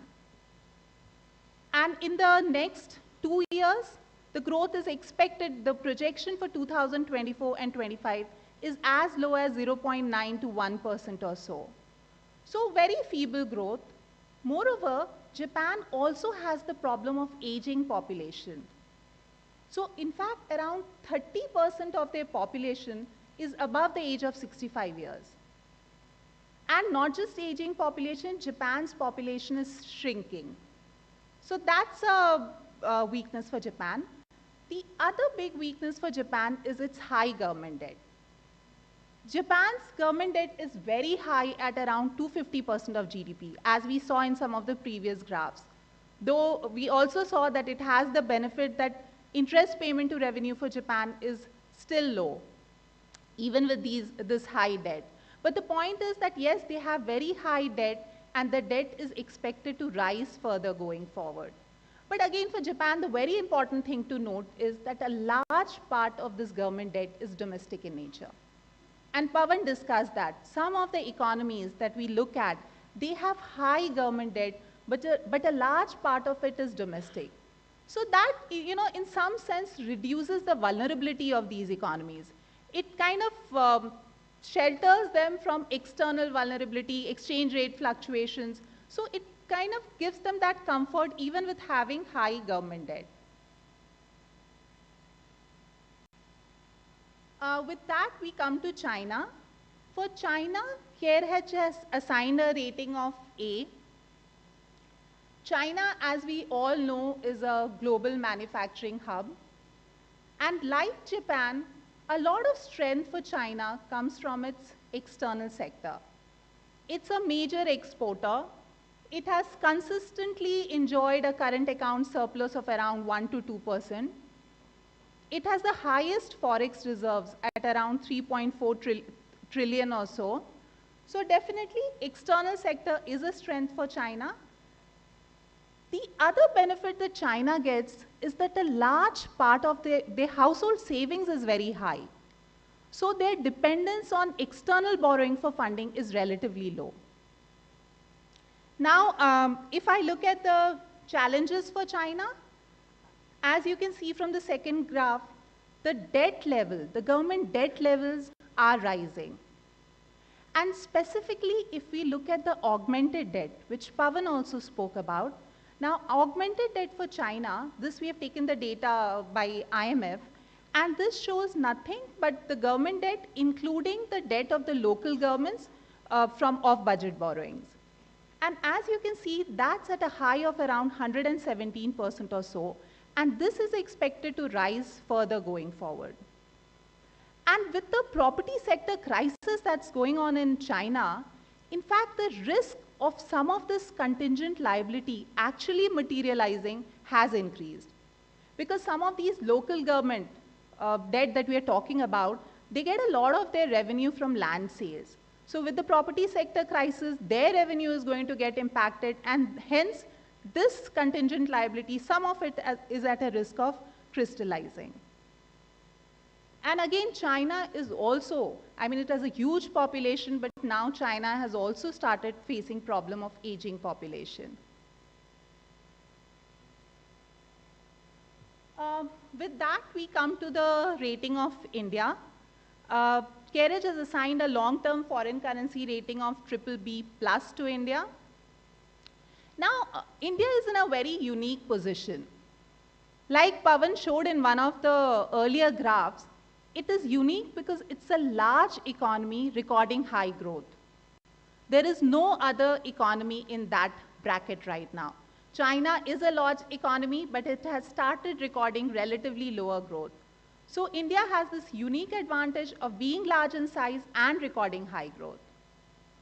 Though the point to be noted here is that India's per capita income, even in PPP terms, is relatively lower than that of its peers. Now, if I look at India's growth, the GDP growth was pretty healthy at around 8% in FY24. Going forward also, growth is expected to be healthy in the range of 6.5 to 7% we can expect for the next few years. Now, if you look at India's investment to GDP ratio, we spoke about that earlier, and we mentioned that that's an important parameter that has gone into our assessment. And India's investment to GDP ratio is at a high of more than 30%, which is relatively high compared to its peers. Moreover, the government is showing increased focus on capital expenditure. So government's capital expenditure, if we look at capital expenditure to GDP ratio, it's at a high, currently at a high of around 3.5%. As against less than 2%, around 1.7% or so that we had pre-COVID. So in terms of government's focus on CAPEX, there's a lot happening. Specifically, there's a lot of focus on infrastructure investment. And this really bodes well for the future growth potential of the economy. And to add to that, I spoke about the physical infrastructure. To that, we should add a lot that's happening on the digital infrastructure front. So basically, there are parameters that are supportive of this growth being sustained. In fact, the other big positive for Indian economy is its young population. So we, if we look at, a lot of economies that we have looked at, developed economies, most of them are going through this challenge of aging population. And even China, which was not the case few years back, is right now aging. So in midst of all this, India offers this unique opportunity of having a young population. So just to kind of elaborate on this point, the median age in India is around 27, as against 35 in China and 45 in US. That's just to give you some sense on how young the population here is. So that's a big advantage for us. But the critical aspect here, the monitorable here will be government's investment in health, education, and skilling to ensure that this young population is productively employed. And not just investment in these aspects, but also creation of enough job opportunities. And as we saw in the last union budget, there were several steps taken in this regard. So that would be a clear monitorable for Indian economy. Now, coming to weaknesses, one big weakness for India is its high government debt. So government debt to GDP is at around 80% or so. We saw that many of the developed economies, the debt to GDP ratio is much higher than this, more than 100%. But India also has the disadvantage of having high interest payment burden. So the interest to revenue ratio for India is at a high of 25%, which is much higher than its peers. So that's a big negative for India. But again, I would like you to look at the second graph here, and we also discussed this earlier in one of the previous slides, that India's debt trajectory is going down. So the debt to GDP ratio, which is currently at around 80% or so, is projected, we project it to fall to around 73% by 2035. So it's a gradual decline, but yes, at a time when we are seeing that the global debt is rising at an aggregate level, at least for the universe of 40 countries that we have, 39 countries, for India, we see that the debt level is falling. The other big positive that is there for Indian economy is that a large part of this government debt, more than 95%, is domestic in nature. So again, I discussed that kind of, like in the case of Japan, even in case of India, that reduces the vulnerability of the economy to any kind of, external sector shock.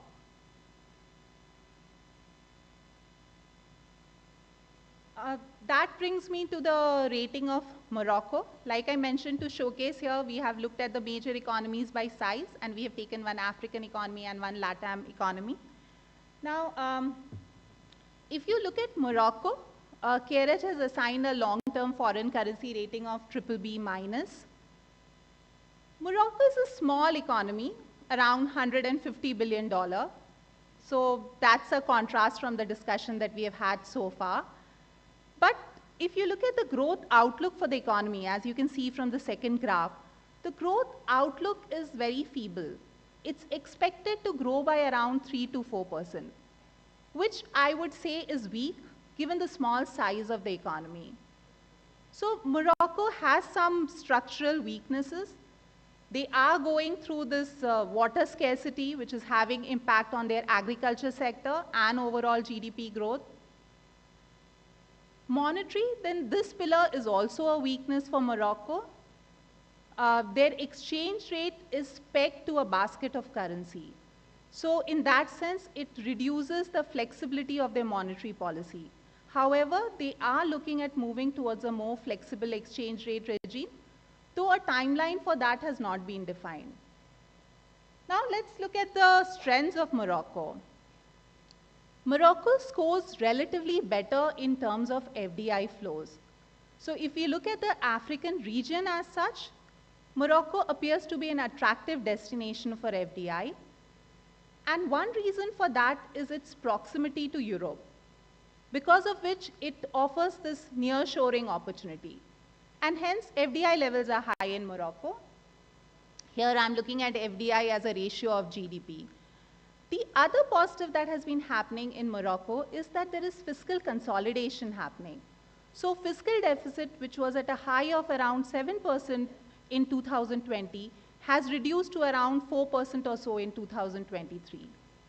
And that's because of tax reforms as well as cut in subsidies that has been incurred by the government. And that has resulted in government debt kind of stabilizing around 70% of GDP. So yes, that's the strength for Morocco. With that, we'll move to the last economy that we want to showcase today, Brazil. So CareEdge has assigned a long-term foreign currency rating of BB+, which is below investment grade. Now, Brazil is mainly an export-driven economy, big commodity exporter. But that kind of also exposes Brazil to commodity price volatility. And if you look at the economic structure of Brazil, it has again been recording very feeble growth. We discussed that in one of the previous slides. Brazil has, if I look at the last decade and look at the average GDP growth, it has been as low as around 0.5%. So definitely very feeble growth. Infrastructure is a weakness in Brazil. Fiscal is the other concern for Brazil. Their fiscal deficit, their government debt to GDP is at around 87% or so and is expected to rise further going forward. Institutions and quality of governance is also a challenge for Brazil.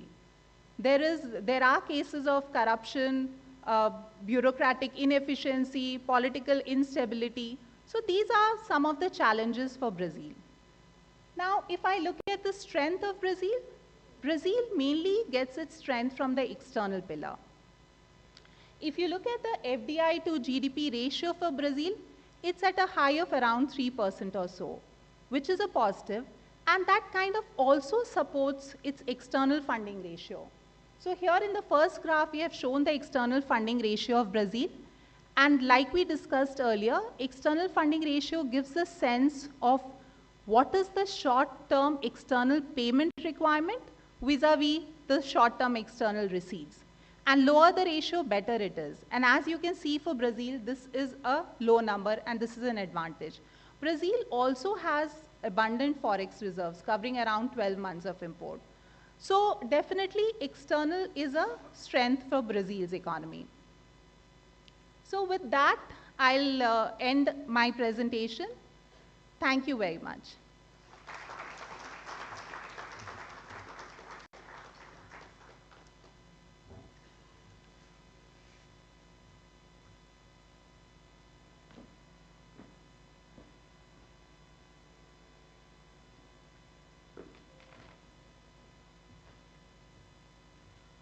Thank you, team, for the in-depth presentation, which detailed the critical drivers for our sovereign ratings and the outcomes for some of the major economies. Now we will move to the next session, which is the fireside chat session in about 5 minutes. We would require some 5 minutes to set it up. Then we'll move immediately to the fireside chat session.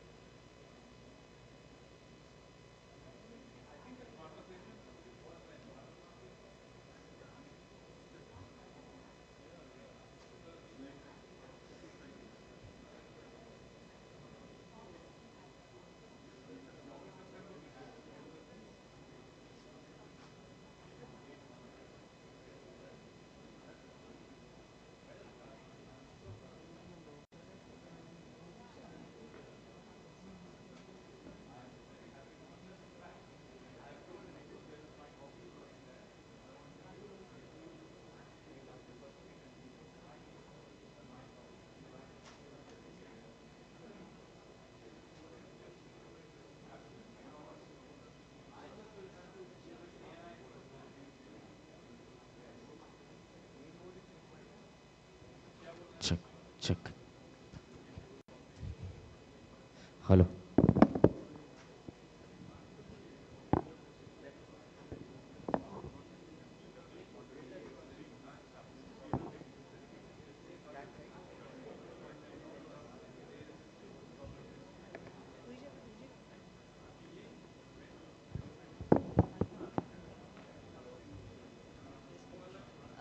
Hello, Kaman sir.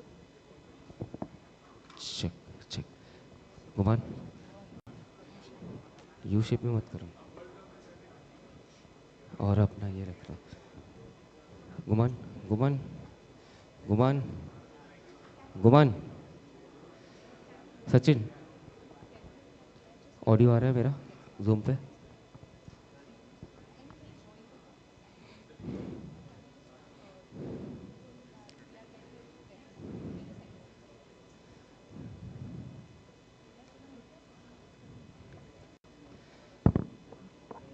और ये TV पे live feeding देना TV पे live feeding देना एक बारी zoom का live feeding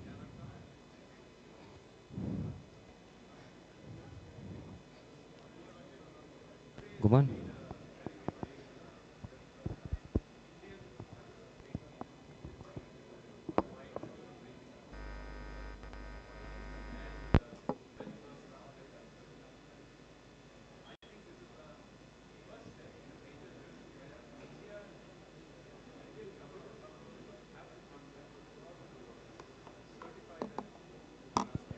check check check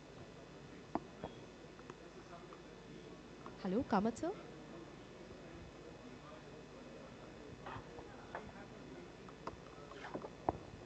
Kamat sir.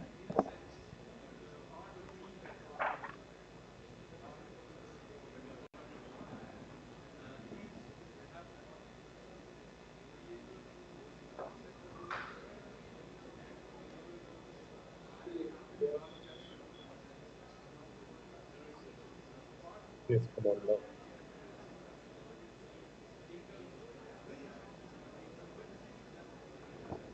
एक बारी ऑडियो चेक कर ले ऑडियो ऑडियो ऑडियो गुमान गुमान गुमान आ रहा है ये ऑडियो आउटपुट आ रहा है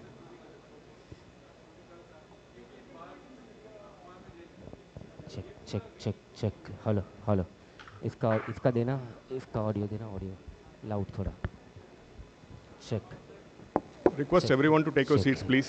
check hello hello hello check hello I request everyone to take your seats, please. We'll move to the final session of the morning.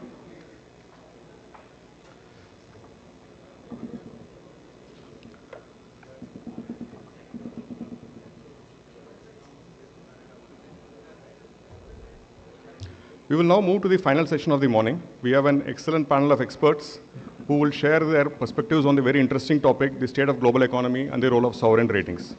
Please welcome Mr. Mehul Pandya, MD and Group CEO of CareEdge, who will be moderating the panel discussion. Mr. Sanjeev Sanyal, Member of the Economic Advisory Council of the Prime Minister and Secretary to Government of India. And Mr. Ashish Kumar Chauhan, MD and CEO of National Stock Exchange on stage, please. I now welcome Mr. K.V. Kamath, Batma Bhushan, renowned corporate leader, former chairman of New Development Bank, ICICI Bank, and Infosys, who is joining us through the video link. check check check check check check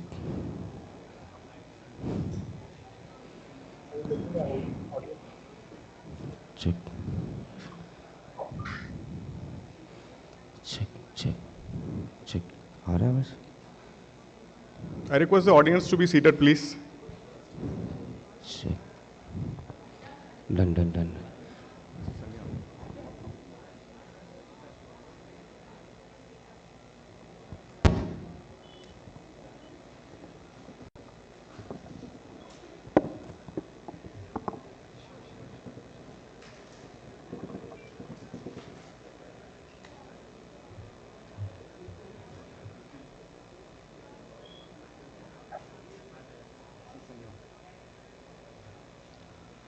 The panel members need no introduction. Nevertheless, I will very briefly introduce each of them. We have with us Shri K.V. Kamath. Mr. Kamath started his career in 1971 at ICICI. In 1988, he moved to the Asian Development Bank and spent several years in Southeast Asia before returning to ICICI as its managing director and CEO in 1996. And post its merger into ICICI Bank, was managing director and CEO of ICICI Bank. He retired as MD and CEO in 2009 and continued as a chairman till 2015.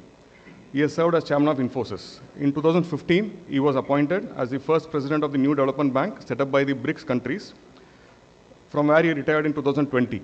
He is currently the chairman of the National Bank for Financing Infrastructure and Development. He is also the chairman and independent director of Geo Financial Services Limited. He was awarded the Padma Bhushan, one of India's highest civilian honors, in 2008. Welcome, sir. Joining us in the panel is Mr. Ashish Kumar Chauhan. Mr. Ashish Kumar Chauhan is the MD and CEO of National Stock Exchange of India. A technocrat from IIT Bombay and IIM Calcutta. He was part of the founding team at NSE. He is credited with setting up first screen-based trading in India, mobile trading, mutual fund distribution through exchanges, markets for SME shares, the Nifty index, derivatives trading, and many other modern developments in the Indian stock market. He is considered as one of the father of modern financial derivatives in India. He has been instrumental in the success of NSE IFSC and in bringing SGX Nifty to GIFT IFSC. Welcome, sir. Joining us in the panel is Mr. Sanjeev Sanyal. Mr. Sanyal is currently a member of the Economic Advisory Council of the Prime Minister and Secretary to Government of India. He was the principal economic advisor to the Finance Minister for 5 years till February 2022. He has also represented India on many of the international forums, such as OECD and G7, and was a co-chair of the G20's Framework Working Group. He was one of the main architects of the G20's Global Action Plan that was used to coordinate the international response to the COVID-19 pandemic. Prior to joining the government, he spent over 2 decades in financial markets and was global strategist and managing director at Deutsche Bank. Welcome, sir. I now hand over the proceedings to Mehul.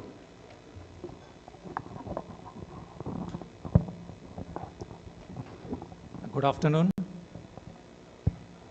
On this auspicious first day of the Navratri festival, I extend my heartfelt greetings to all of you. It's indeed an honor and a privilege to have all of you gather over here for this historic moment. Over the years, India's stature in the global financial system has been increasingly getting better and better. Not only have we become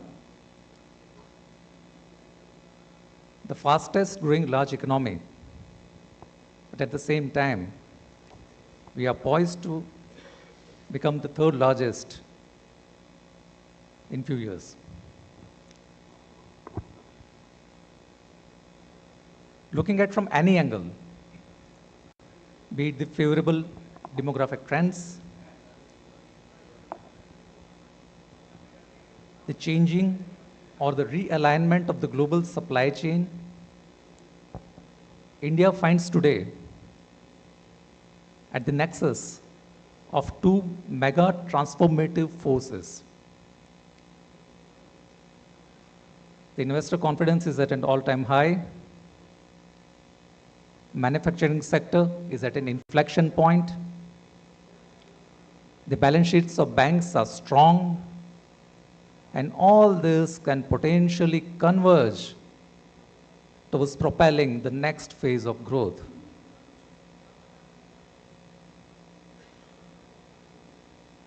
All aspects in any discussion globally, people want to hear about India. And there is near unanimity that India's time has arrived. At today's historic day, as CareEdge has taken the landmark step of becoming the first Indian rating agency to get into the sovereign and global scale rating space, we are quite delighted. We are delighted because it has filled one critical missing element in the financial landscape of the country. But as much as we are delighted, we are also fully cognizant that increased responsibility has come on our shoulders because we are now part of a global financial system. Having said that, it is also important to understand that by the very nature, sovereign ratings are sensitive. If I were to just add, they are politically sensitive. And when we look at blocks of economies working together, either for economic interest or for political interest, any action by rating agencies, they shall be viewed from multiple prisms. So with this comes the responsibility and accountability. And we are resolving today that we shall be committed towards providing independent and unbiased opinions in the years to come. Sovereign rating is not just a reflection of the creditworthiness of a particular country. It can impact the investment sentiments, capital flows, and it can also impact the formulation of the monetary and economic policies. As Walter Wriston, the former CEO of Citibank, had once said, capital goes where it is welcome, and it stays where it is rightly addressed to. This is applicable both for human capital as well as financial capital. It needs to be taken care of. So from this perspective, the sovereign rating has multiple dimensions. It is not just the importance of the absolute sovereign rating, but it is important to also understand the importance from a relative perspective. The global push factors as well as the country-specific pull factors, they are equally determinants of the investment decisions.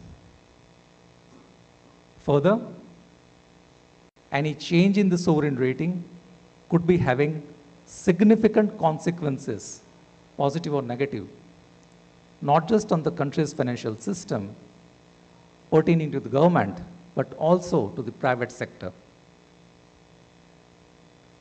From that angle, the importance of strong governance and sound financial system is extremely important. To discuss on all this and much more,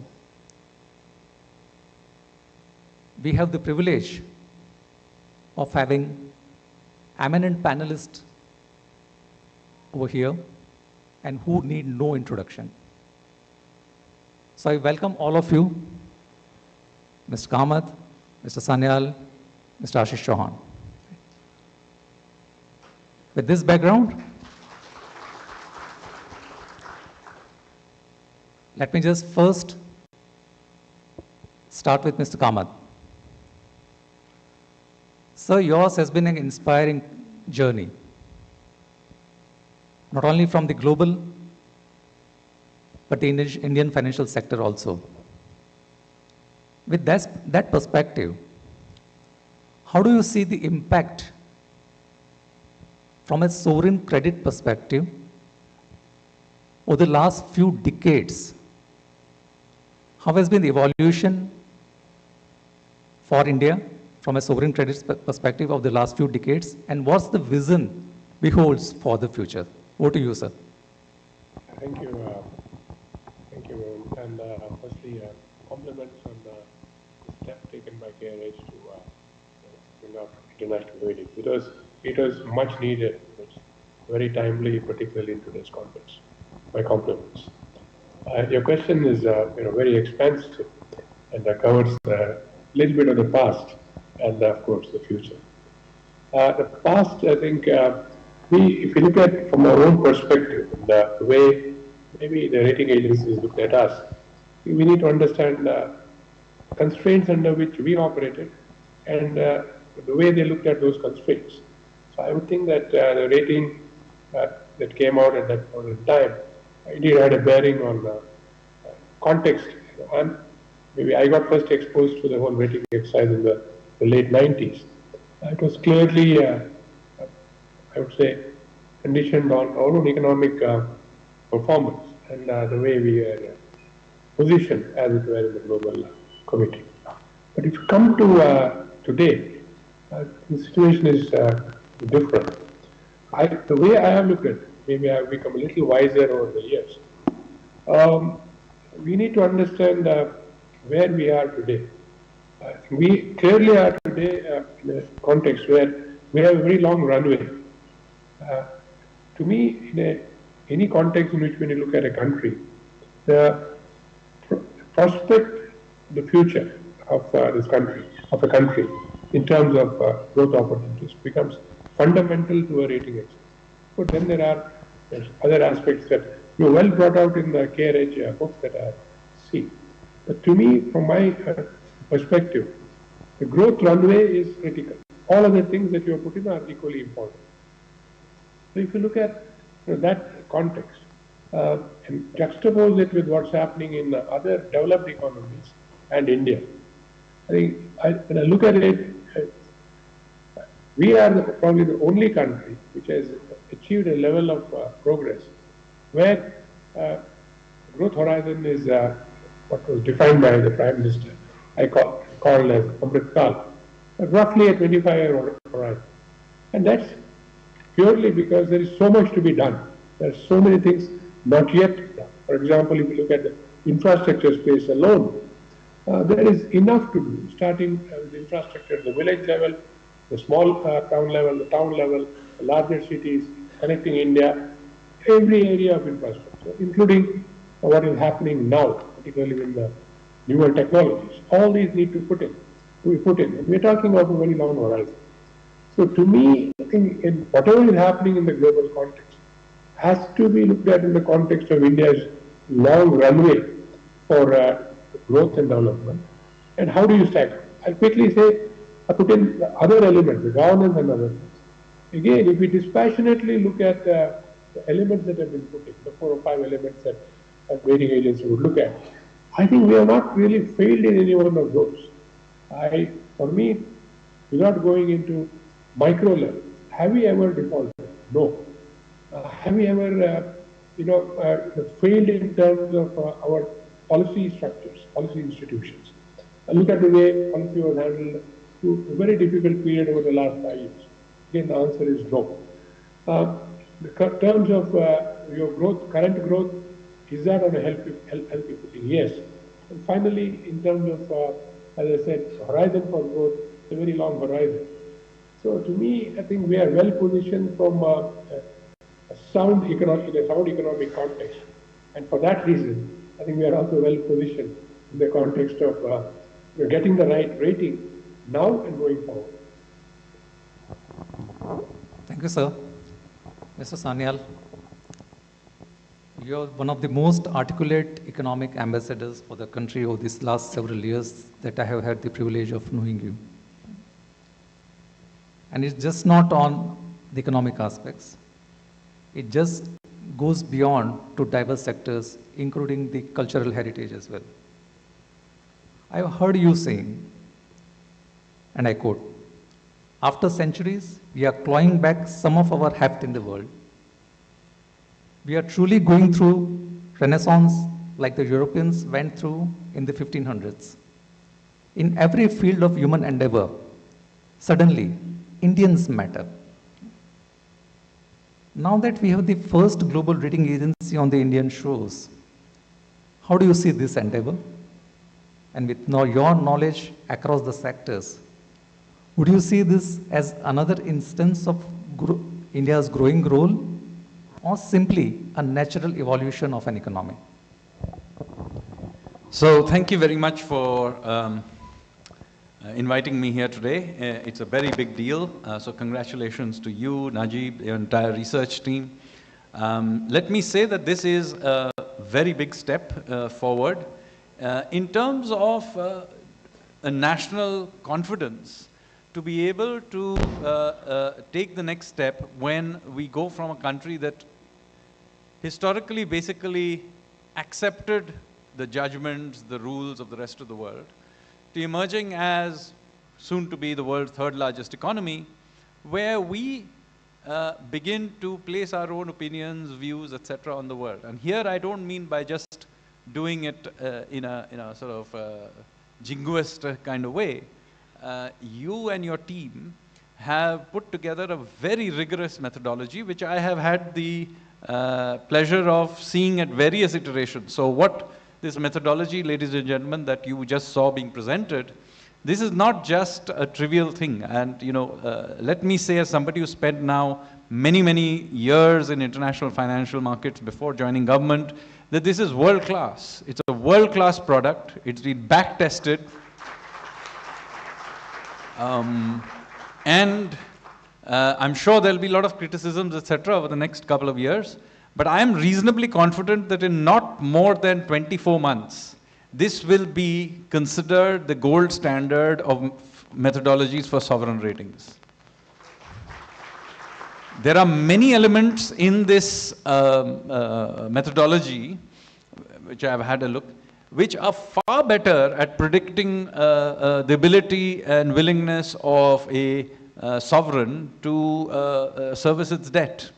So there, I'm sure as people learn about the details of this methodology, let me say, I'm quite certain that it will prove itself over time to be much, much better at being able to predict sovereign credit events than any of the ones that today exist.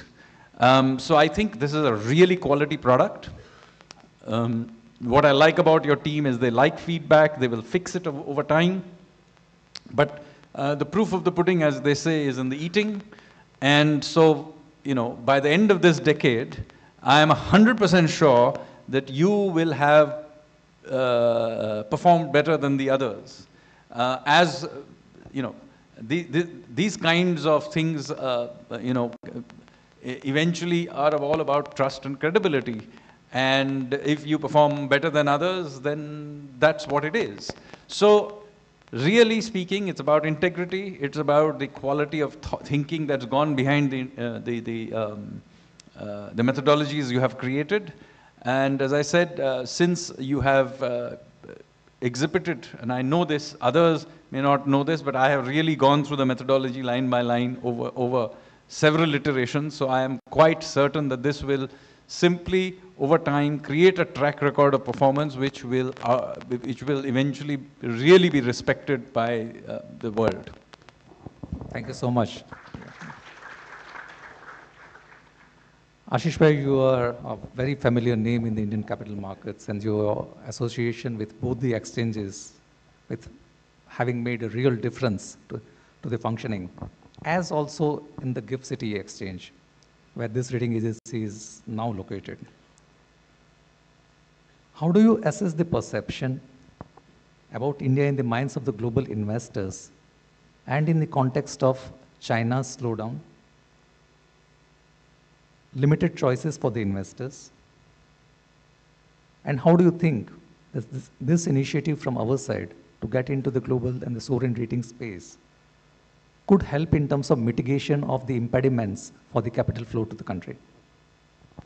Thank you, Mehul, and let me congratulate CareEdge and everyone associated with CareEdge for this wonderful initiative. And also let me tell you a small little tidbit about how this happened. So Sanjeev is the guy who actually seeded the idea and took it through various permutations, combinations in Delhi. And Mehul is the executor. So when he approached me after he met Sanjeev in one of the conferences, and he said, this is the idea, how do you think? And I said, no, this is what is required. And we should do it in GIFT City. So in some ways, I think thanks to Sanjeev for seeding this idea, thanks to Mehul for, and all the entire team for ensuring that what is envisaged happens. And I hope this continues going forward, then it becomes a voice to reckon with in the world of finance. For me, as he mentioned about the Citibank person, for me, capital goes where it is returned. If it is not returned, even if it is respected, it has no relevance, right? So capital doesn't ask for respect except that it is respected by returning it and a little more, right? By way of equities or otherwise. So in a country which doesn't give you return, in a society which doesn't think of returning it back. See, there are two types of returns. One is you get return on your principal, but in these situations, it's actually returning the principal itself, which is what is at stake, right? And that's where basically who requires the rating? Interestingly, the rating is required by people who lend. The countries which were actually capital surplus had to lend to countries which were capital starved. And that's where basically those countries had set up those credit rating agencies so that it becomes mundane for taking credit decisions on for a lending institution or a lending group, saying that it is AAA, so blindly you give it and stuff like that. It doesn't have to be. And none of them guarantee anything. It's just a opinion and nothing more. And we have seen it in the global financial crisis and all. But they ended up creating a framework over a period. Like Europe, there are many countries which are in tremendous debt. Like I saw Portugal, Italy, Greece. And why they are higher rated than, say, any other country in Asia is largely because they are part of a perceived guarantee called European Union. Although it's not there explicit in their methodology, but it is implicit in everyone's methodology that if any one of the European Union country defaults, then supposedly European Union will end up paying the money. Until now, it seems to have happened. That's why and for me, in my business, which I come from largely, the past is not a good guide to the future, right? So it may not happen in future, but so be it, right? And that's where I think you guys will have to be much more alert going forward, because if you go by the thumb rules and the perceived ways of doing ratings, it may not last anyone longer. Although you may look like them, you may look like a clone of the international guys, but we don't have to be. The other part for me is the true arrival of India today in a way that the countries, as I told you, require credit rating agencies because they need to invest capital abroad. And now that we have an agency, which is in fact a truly homegrown agency, I mean, actually NSE and CARE, now it is called CareEdge, but NSE and CARE were actually twin sisters. Both were born out of IDBI. And so I I've seen CARE being formed. I can see some of the employees of the first lot, and we were in the same building, not in IDBI building in Cuff Parade in Mumbai, but in a place called Bahindra Tower. And so we share a common parentage and common ways of doing things, common ways of being professional and things like that. But basically that is where CARE is truly homegrown credit rating agency. And we are really proud of having CARE in India and now going abroad. So thank you. In terms of China, suddenly China has again taken off last 2 days. And so whatever we hear of or whatever we read of yesterday's newspaper are no longer relevant today morning, right? And because they announced some sort of a stimulus which has increased their market size by almost 30% in 4 days. And it's like I was reading on a day before yesterday, they traded $200 billion in underlying cash market, which is around 50-60% higher than NSE traded ever in one single day. And so it's like a bull market which is sudden. And so China has its own ways of growing. It has its own way of managing its economy. And a difference is there, but a similarity is there. So let me tell you the similarity. Over last 30 years, because India's rating was considerably bad, because foreigners were lending in dollar terms and we were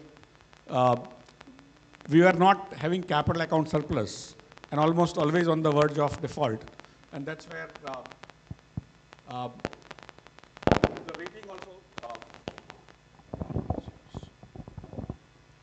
the rating was also not so great. And China was looking good over last 30 years because of the way they went ahead in manufacturing exports. And these are last 2 years where our services exports have literally started helping us becoming credit account surplus in some ways. And that is actually the story. The similarities, both countries are able to finance themselves. They don't need to borrow that much from abroad as countries or their companies either. Earlier, we were borrowing a lot from abroad, even as a country, as well as now, because the way we are growing and the way the markets have been accepted as a way to transfer the savings into productive channel instead of say gold or real estate. And that's where I think we have come to a level today where 10 crore people are participating directly into the India's financial markets, in the stock markets. And that is more than 20% of India's total households. It's the largest cohort of any type, including larger than all farmers put together, and so on and so forth. Why I'm making this statement is, it has not reached Delhi, that information. Now, through him, hopefully it will reach. And that is actually the bulwark on which India will grow in future, whether on debt side, on equities and other things, that people are directly participating into the markets compared to the intermediation which India is used to, that is through the banking system. And somewhere on the line, people are now directly participating. There are many reasons, many worries and things like that. But broadly speaking, today India's capital market is more than 2.4 times India's total banking system size. Add up all banks, add up all NBFCs, remove duplication, and the markets are now 2.4 times, right? It's a pretty large statement that we are very low leveraged country compared to China is. China's banking system size compared to their GDP is now around 3.5% officially, probably 3.5 times officially, 4.5 to 5 times unofficially. India banking system size to GDP is now less than half or close to half. So we are completely deleveraged over last 10 years, and that gives us a upside into funding our infrastructure. The other part, of course, is that India has grown over services, which doesn't require that kind of capital infusion. And the modern technology allows you to create wealth without new sort of capital being invested. The large industries required capital earlier. Today, they also don't require that kind of capital. So that is what I call capitalism without capital, but I think I'm hogging a lot of time on giving all this, so we'll leave it to others to discuss. Yeah. Mr. Kamath, with your global experience, especially also in the context of having set up the new development bank, with the current state of the global economy, with the geopolitical conflicts, global central banks having the challenge of tackling inflation, and the global sovereigns having to address the significant debt burden. With this kind of a context, how do you see the role of sovereign ratings playing out and its impact on the various sovereigns? I think the rating exercise is not only important and relevant from the point of view of borrowing, because it then sets a whole lot of other benchmarks for people who deal with you as a nation. So, for example, your rating will have definitely an impact on your ability to borrow. Point was made by other speakers. The rate at which you will borrow, and that becomes a very critical aspect of then the exchange rate. Then you get into a very complex structure, not a very simple structure. So getting that rating right is absolutely critical. Now, again, sometimes the interplay of this is not understood. So I will use a 30-second example of the BRICS Bank. So the BRICS Bank, you have a bunch of countries, 5 countries, one with an A, and the next one is India with a BBB minus investment grade. The other 3, not at investment grade. So what would logically be the thought in terms of this measure? And unlike the European Union, nobody is going to guarantee anybody else. So, so what would be the expected rating in this sort of structure where you got a single A, a single BBB minus, and then below investment grade? So we worked this through, and it was very interesting that ultimately we got a AA plus. So you have a set of countries which each of them are well below the AA plus, and 3 of them actually sub-investment grade. But when you come together, you get a AA plus. The reason I'm highlighting this is then that makes a whole lot of difference to what rate you can borrow. And that taught me, for example, that the countries of the South come together, like Ashish mentioned about Europe and European Union, even quietly come together, put together a structure, put in capital, leverage that capital. You can get money significantly lower than each of these countries can borrow on their own. And put it the other way, we could borrow probably at maybe 10 bips, 15 bips below the other multilateral institutions which are backed by the Western world. And that gave us the ability to compete with these other institutions. By we, I mean any institution from the South. If you are properly governed, you could do it. So to me, there are a whole lot of learnings in the whole exercise. And again, I compliment you for what has been done, and I heard what Sanyal said, urging you to come up with this and encouraging you to come up with it. It's very timely, because what we have examined when we looked at the rating for the BRICS Bank, again, the mindset that was being used was a completely different, was a mindset from a different point in time, let me put it that way. And when you look at today's context, there is no credit given for what is actually happening around the world today. So I believe that by getting into this, you in a way are giving a voice to the global South to stand on their own feet. You're not playing into anybody else's. You are giving them the ability to stand on their own feet with a rating which is appropriate given the facts of the case. And for that, I think we will look back at this moment a few years later and acknowledge this. And I want to just make one point. I think Ashish sketched it very nicely. But going forward, a lot of things we can do on our own. So what we are seeing is India being able to do things on their own is not an accident. To me, corporate cash flows have improved dramatically post-COVID. That also is not an accident. Well, it is I would say, the efficiency gains coming out of COVID. When people went back from the factories and the companies had to do with a fewer number of workers, I think a whole lot of things happened. They tried to put in process improvements, put in some degree of automation. And lo and behold, they had a sort of, I would say, efficiency gain, which takes companies decades to actually realize. So that is now playing out, and that's the reason why you see Indian corporates with hardly any debt.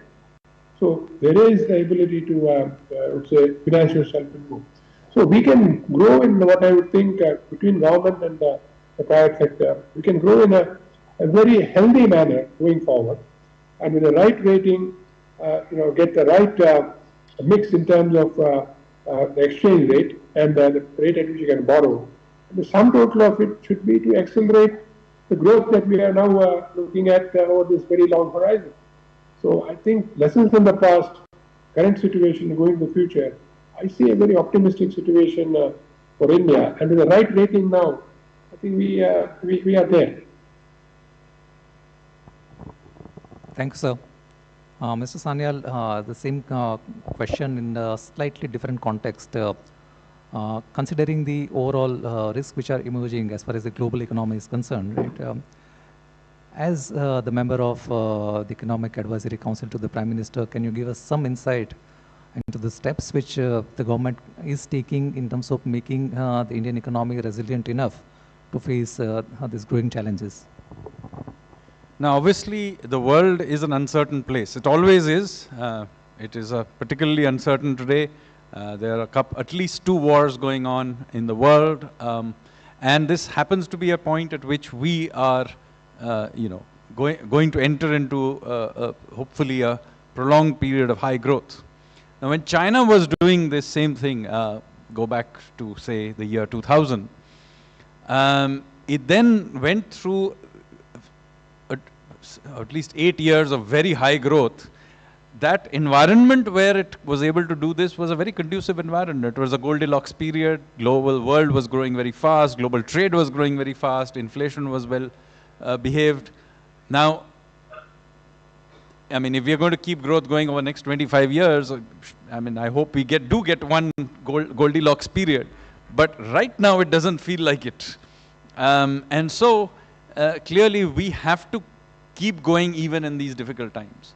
Now, therefore, people spend a lot of time thinking about keeping growth going, but there's a very important part which is about the resilience part of it.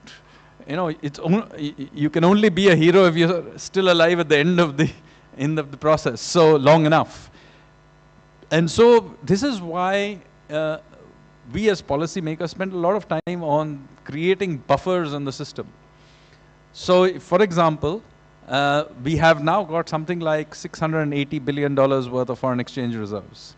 We have expended a huge amount of effort in cleaning up the banking system, making sure it's well capitalized, and so on. So there is a lot of effort. Like we have also similarly gone and anchored our inflation and inflation expectations. So the amount of effort that has gone in over the last decade in macroeconomic resilience is sometimes not given enough credit for.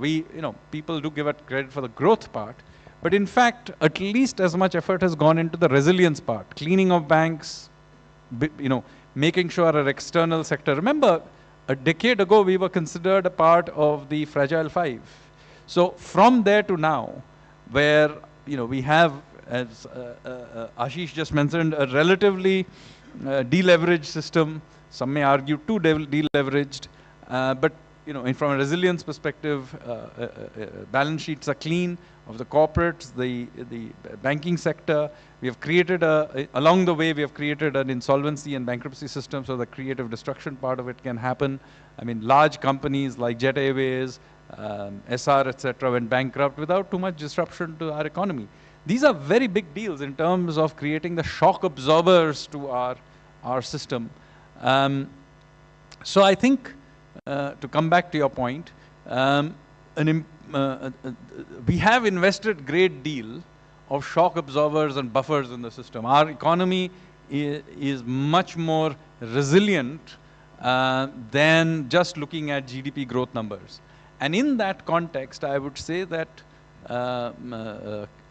institutions like CareEdge play a very important role because you are, in a sense, the feedback loop in the system.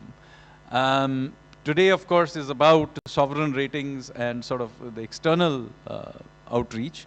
But in fact, even inside our system, the information feedback loops that are needed to keep our system healthy is provided by things like corporate ratings. This is what keeps the system honest. And so that is very, very important. We also, of course, are a part of the world, and we need to have a sort of a pipeline to the world, and that is where a place like Gift City has an important role. So we have created all these things. It's an all-of-nation approach, so it's not just about government. There are all kinds of institutions, including the private sector. There are, of course, our regulators, SEBI, who are also represented here. There's a Reserve Bank of India, who plays another role. So we have now a really robust institutional structure, combination of entities, buffers in the system. I think, the level of sophistication that has now been achieved is something that is not adequately appreciated. Now, given that we have achieved that, I think there is something that we can actually now begin to provide to the world. Of course, China did that in terms of creating the sophistication of its manufacturing ecosystem. And yes, here in India, we too have some aspirations of doing it in manufacturing. But in terms of the sophistication of our services sector, particularly in the kind of financial systems that we have created, the information systems we have created, the trust systems we have created, in terms of accountancy systems and so on, our financial markets, which of course Ashish has been an important member of the team that built that out. I think we now need to be willing to go out and sell it to the rest of the world, because you have of course taken the first step in terms of providing an important service in terms of sovereign ratings, but your ability to do ratings generally of other things, not just corporate ratings, but environment, social governance norms, certifications of various kinds, and providing trust systems, so to speak, is something that we can actually sell to the rest of the world.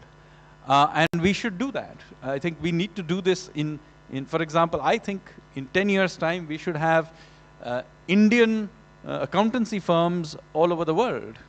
We need to have Indian legal firms all over the world.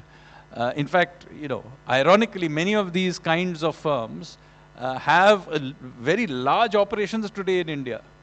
It's Indians doing it. So it's not like we don't know the technology anymore, but they aren't Indian companies doing it.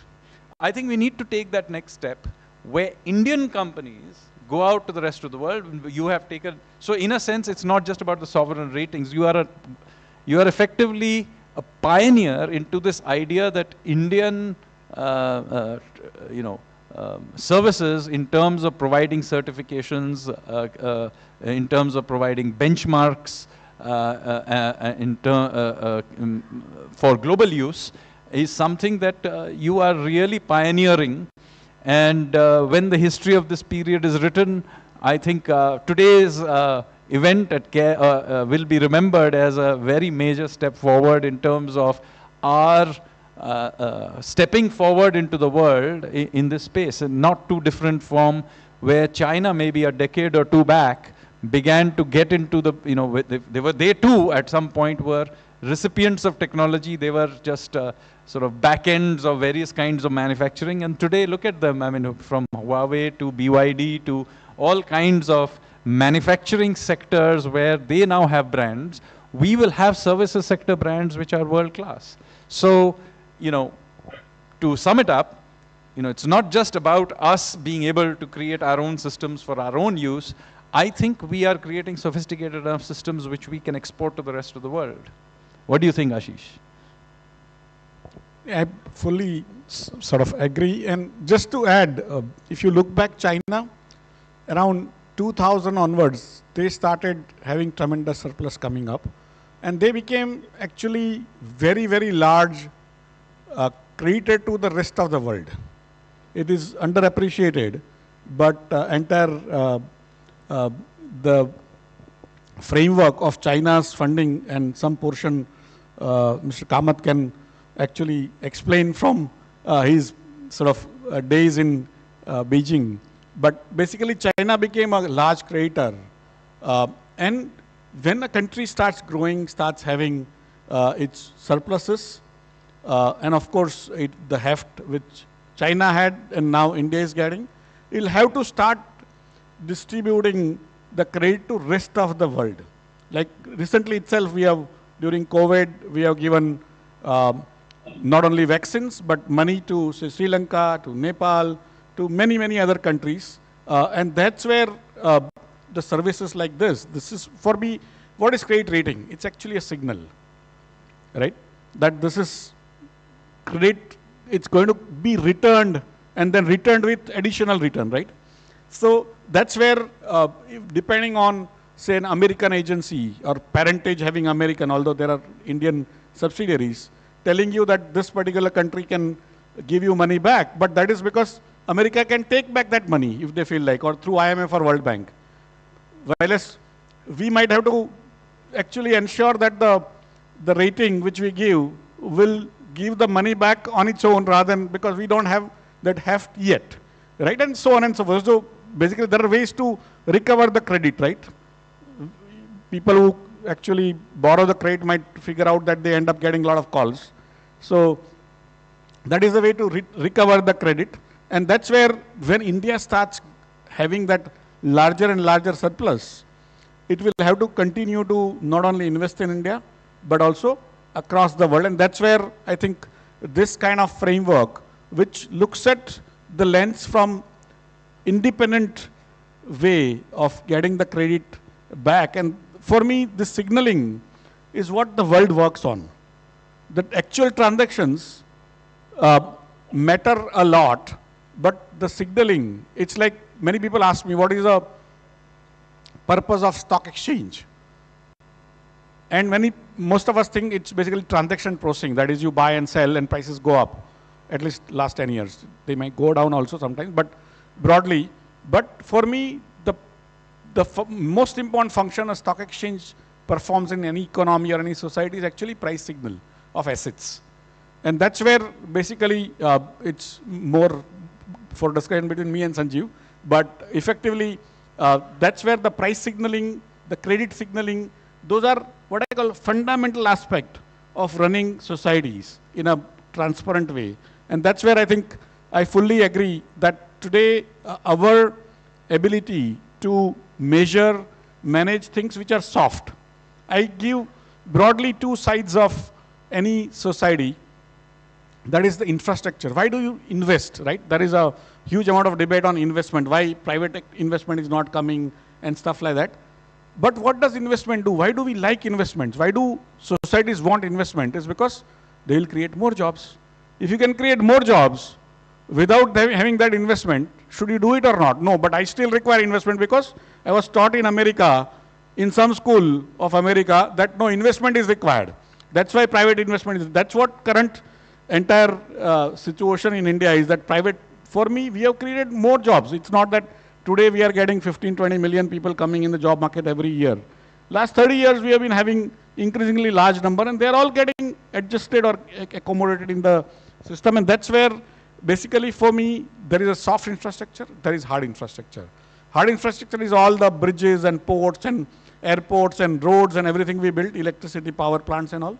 And the soft infrastructure is where the software, the services and other things come. And that's where, for me, India is still not good. It's becoming good. It's not very good on the hard infrastructure, which is capital intensive, requires a lot of capital. The soft infrastructure, India has suddenly leapfrogged. We did not have telephone lines when I set up NSE. And today, I mean, that time also we went straight to satellite, and now everyone has mobile. We did not have computers.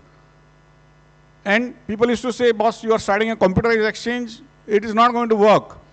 And today, everyone has gone to mobile straight away, right? We leapfrogged into soft infrastructure. Today, I mean, I have no hesitation in saying India is the capital of world soft infrastructure. And soft infrastructure has made a lot of things tradable, which were not tradable before.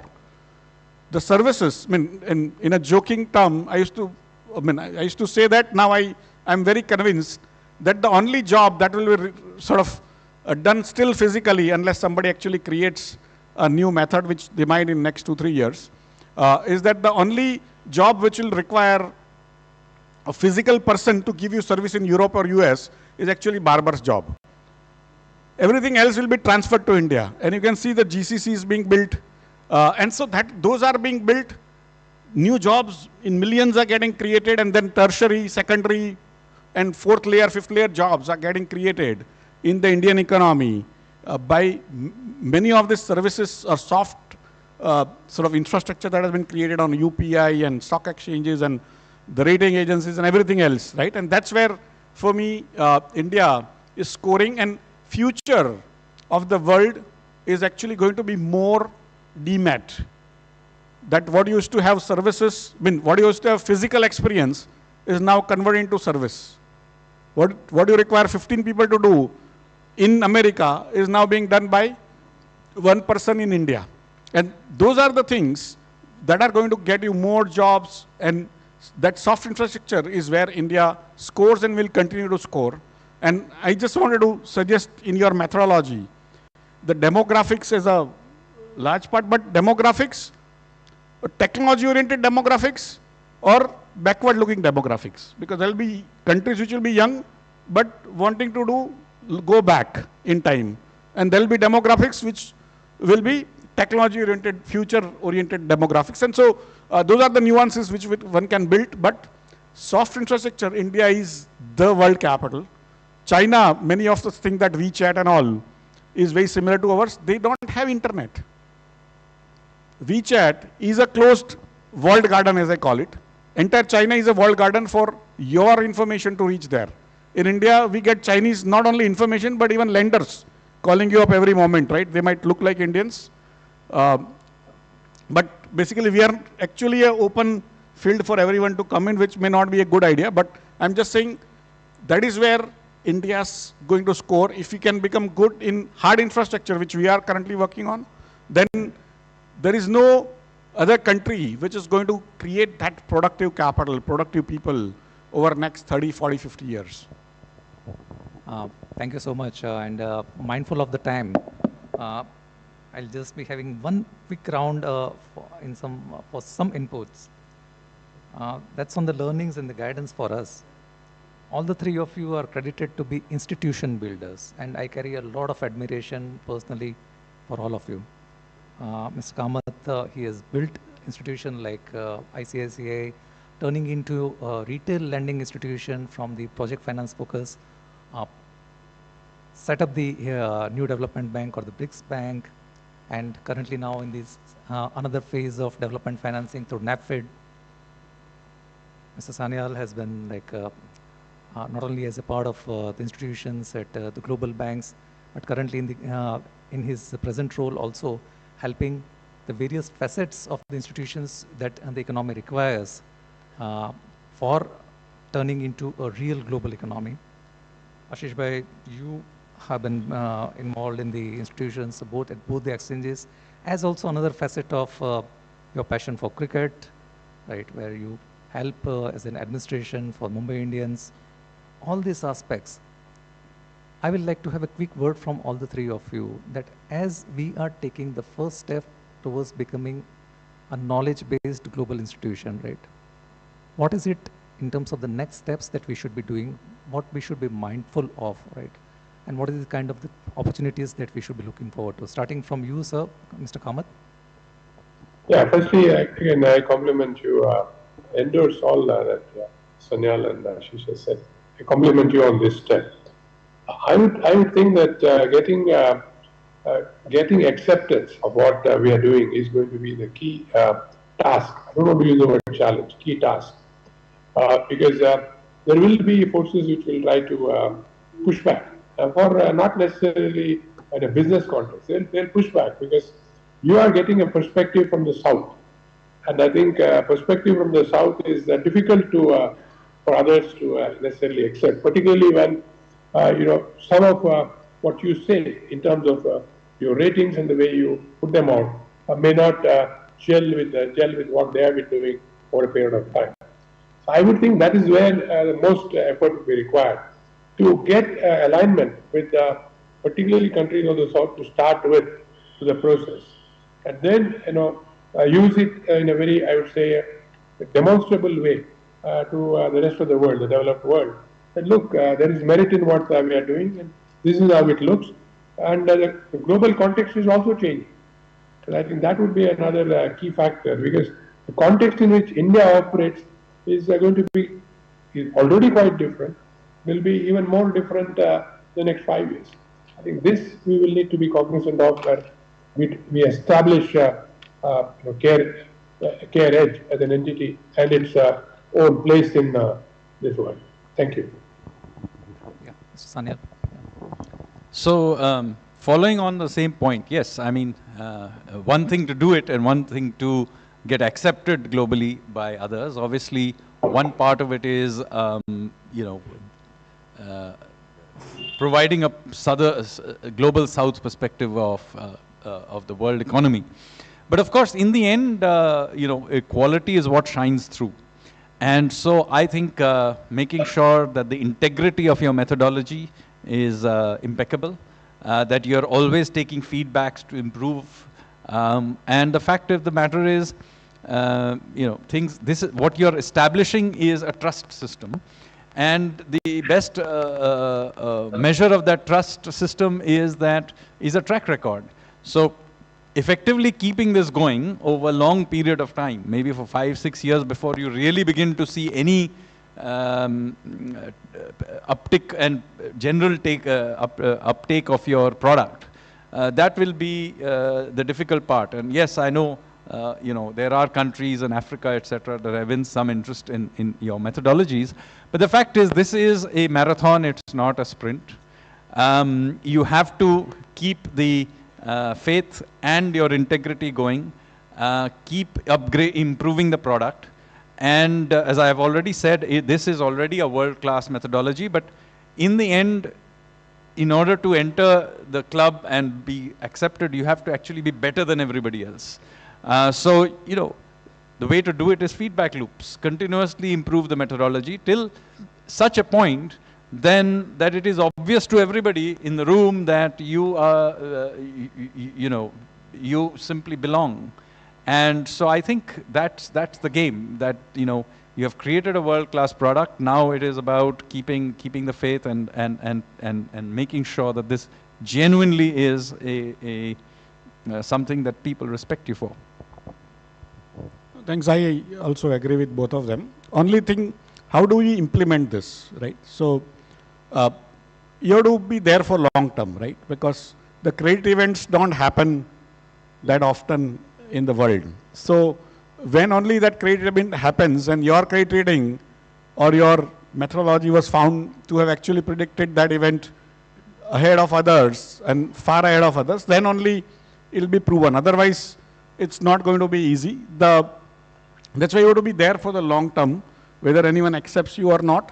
The second part is rapid evolution. Feedback, evolution, that's what he said. And you need to keep on checking your methodology. Why I'm telling you this is that the third part is, for me, very important is, if you can somehow give your entire framework in algorithmic fashion. So even a college student in Congo should be able to find her country's own credit rating based on your algorithm, saying not because you have given the data, but her own data from her own country, put it in on somewhere else. And so it is repeatability, but what happens is it takes away that subjective decision, which I think is acutely present in current credit rating agencies, which has made them basically less trustworthy, right, as of now. And we have seen sort of adequately in the global financial crisis in 2007-8, that they were basically giving credit rating because they were also taking money outside. But if you can make it completely algorithmic, then what will happen is that you have to only change your algorithm later on, every 6 months or every sort of 3 months, whenever you think is a correct time, to add some features or give some sort of weightages and other things. And that will basically make it like a benchmark which everyone has to measure against, and then that will show other people's subjectiveness. Like, to give you a perspective, last year, a huge hue and cry about some companies in Nifty. And there were people getting arrested in front of NSE for taking out companies. That was the first ever arrest in the world. In the history of the world, stock markets have been there for 400 years and more. That somebody got arrested, not one but 70 people, for forcing the index provider to take out a company just because they wanted that to be out. And I said, I had to issue a press release saying everything is algorithm based. Everyone is able to predict. If you can put together with all 70 people or whatever number of people behind you, can bring down, bring those parameters of this company, then it'll go out. Otherwise, I have no actually power to take it out. And that then sort of ensured that, because once you start saying that you have a power, then that power is actually used against you to malign you, to shame you into doing things. But if you make it algorithmic, it actually ends up shaming a lot of other people and shows them mirror. Thank you so much, and it was an absolute privilege to interact with all the three of you. We have time just for about a couple of questions before we conclude. Pradeep, can you take care of the things?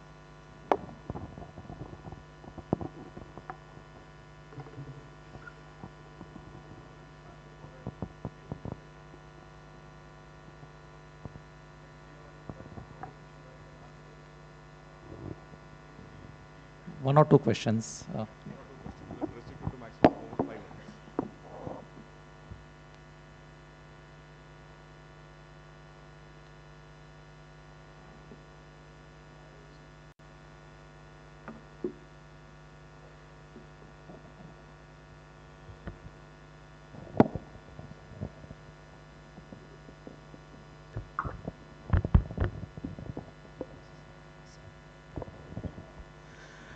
First of all, I convey congratulations to CareEdge for starting this sovereign rating, and entire team, a lot of good presentation also.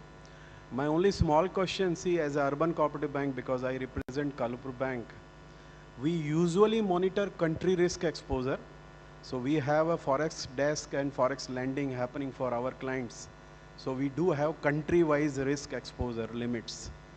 For country risk exposure, we are usually referring to RBI country ratings as well as ECGC country risk ratings. So how this CareEdge global rating systems for countries, especially I was more interested in Bangladesh. I saw CCC for Bangladesh. How it is different than ECGC ratings or RBI ratings? Key element of differentiation would be arising from a sovereign analysis versus a specific country analysis. Over a period of time, I think the greater focus remaining on the overall sovereign analysis, because if what happens to a particular sovereign could be impacting across the sectors, including the banking sector and the corporate sector as well, right? But there have also been instances where there has been a sovereign default, right? But the institutions in that country have not defaulted, right? So the banks have not defaulted, the corporates have not defaulted, but there has been a sovereign default, right? So the key element of differentiation is that how resilient the particular sector is. Are there regulatory guardrails which have been put to enough extent to withstand those kind of shocks, right? But to a large extent, what happens to the sovereign as a whole, right? The key sectors, including the banking sector, cannot remain completely immune to that. Would you like to add to that, Mr. Sanyal, Kamath sir? I think that's the right to say.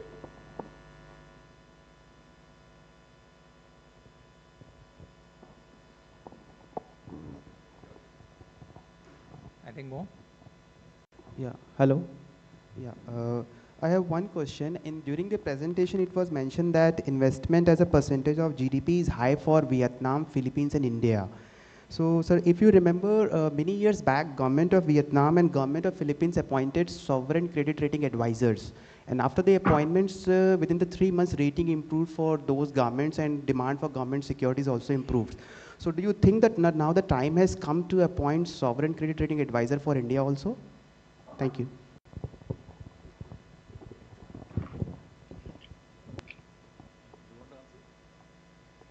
Look, we do interact already with the international sovereign rating agencies.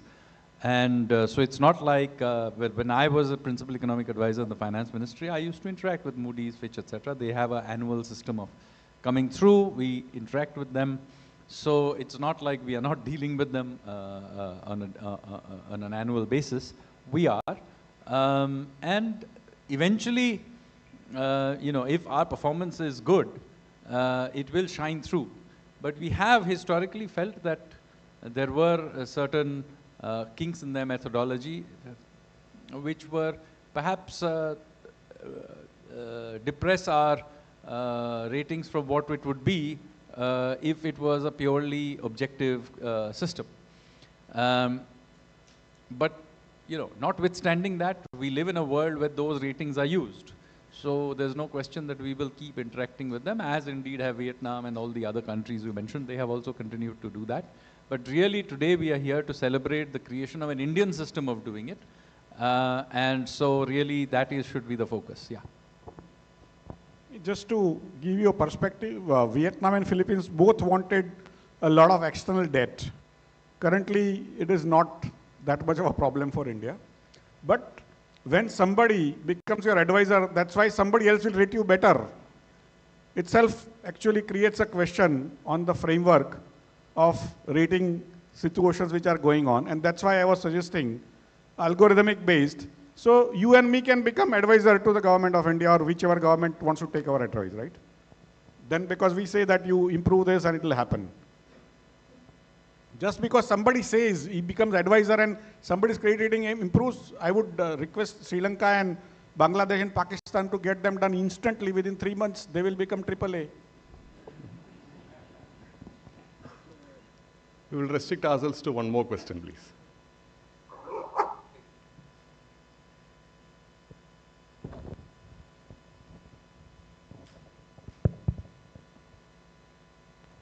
Sir, I am Dishant here. One question out of curiosity. In every terms, we compare India and China. So when you are looking at China GDP to debt ratio, it's about 90% or it's higher than India. But their interest payout is less than India, around 7%. So is there the better taxation or they are hiding the interest payment? Well, the fact is that Chinese interest rates are a lot lower than ours.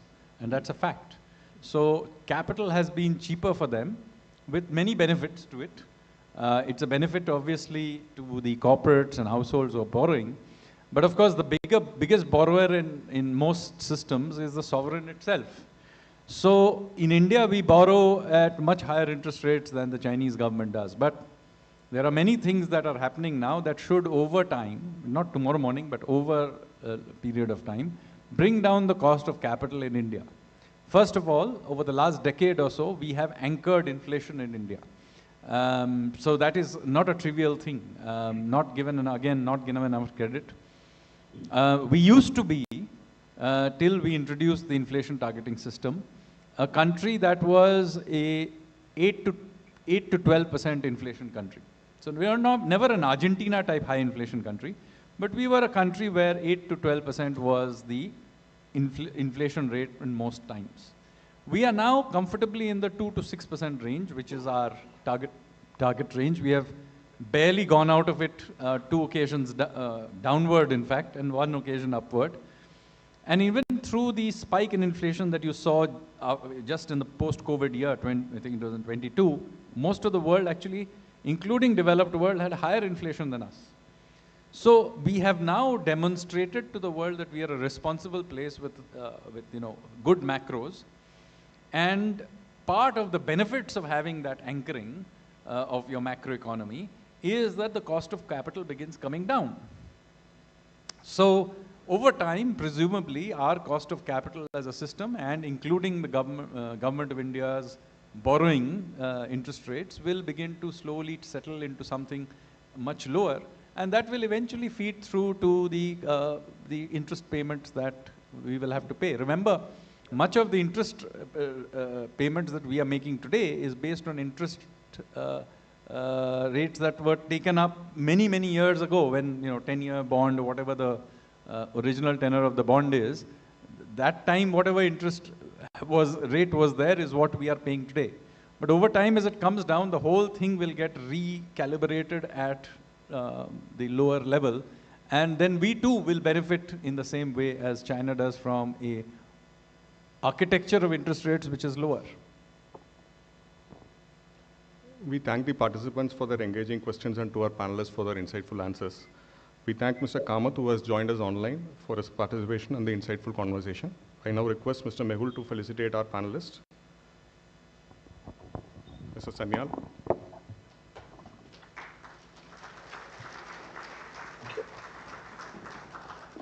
Thank you.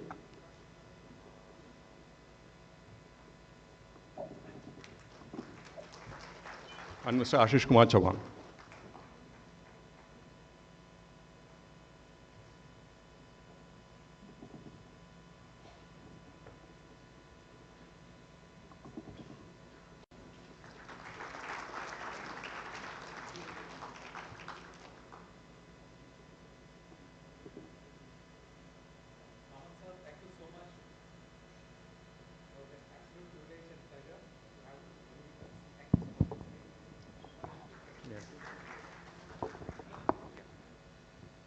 So I said thank you so much. It was an absolute privilege and pleasure to have you with us.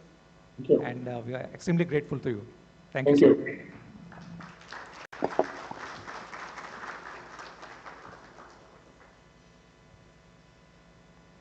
As we near the end of our event, I would like to invite Mr. Saikat Roy, Senior Director, Corporate and Infrastructure Sector, to propose a vote of thanks.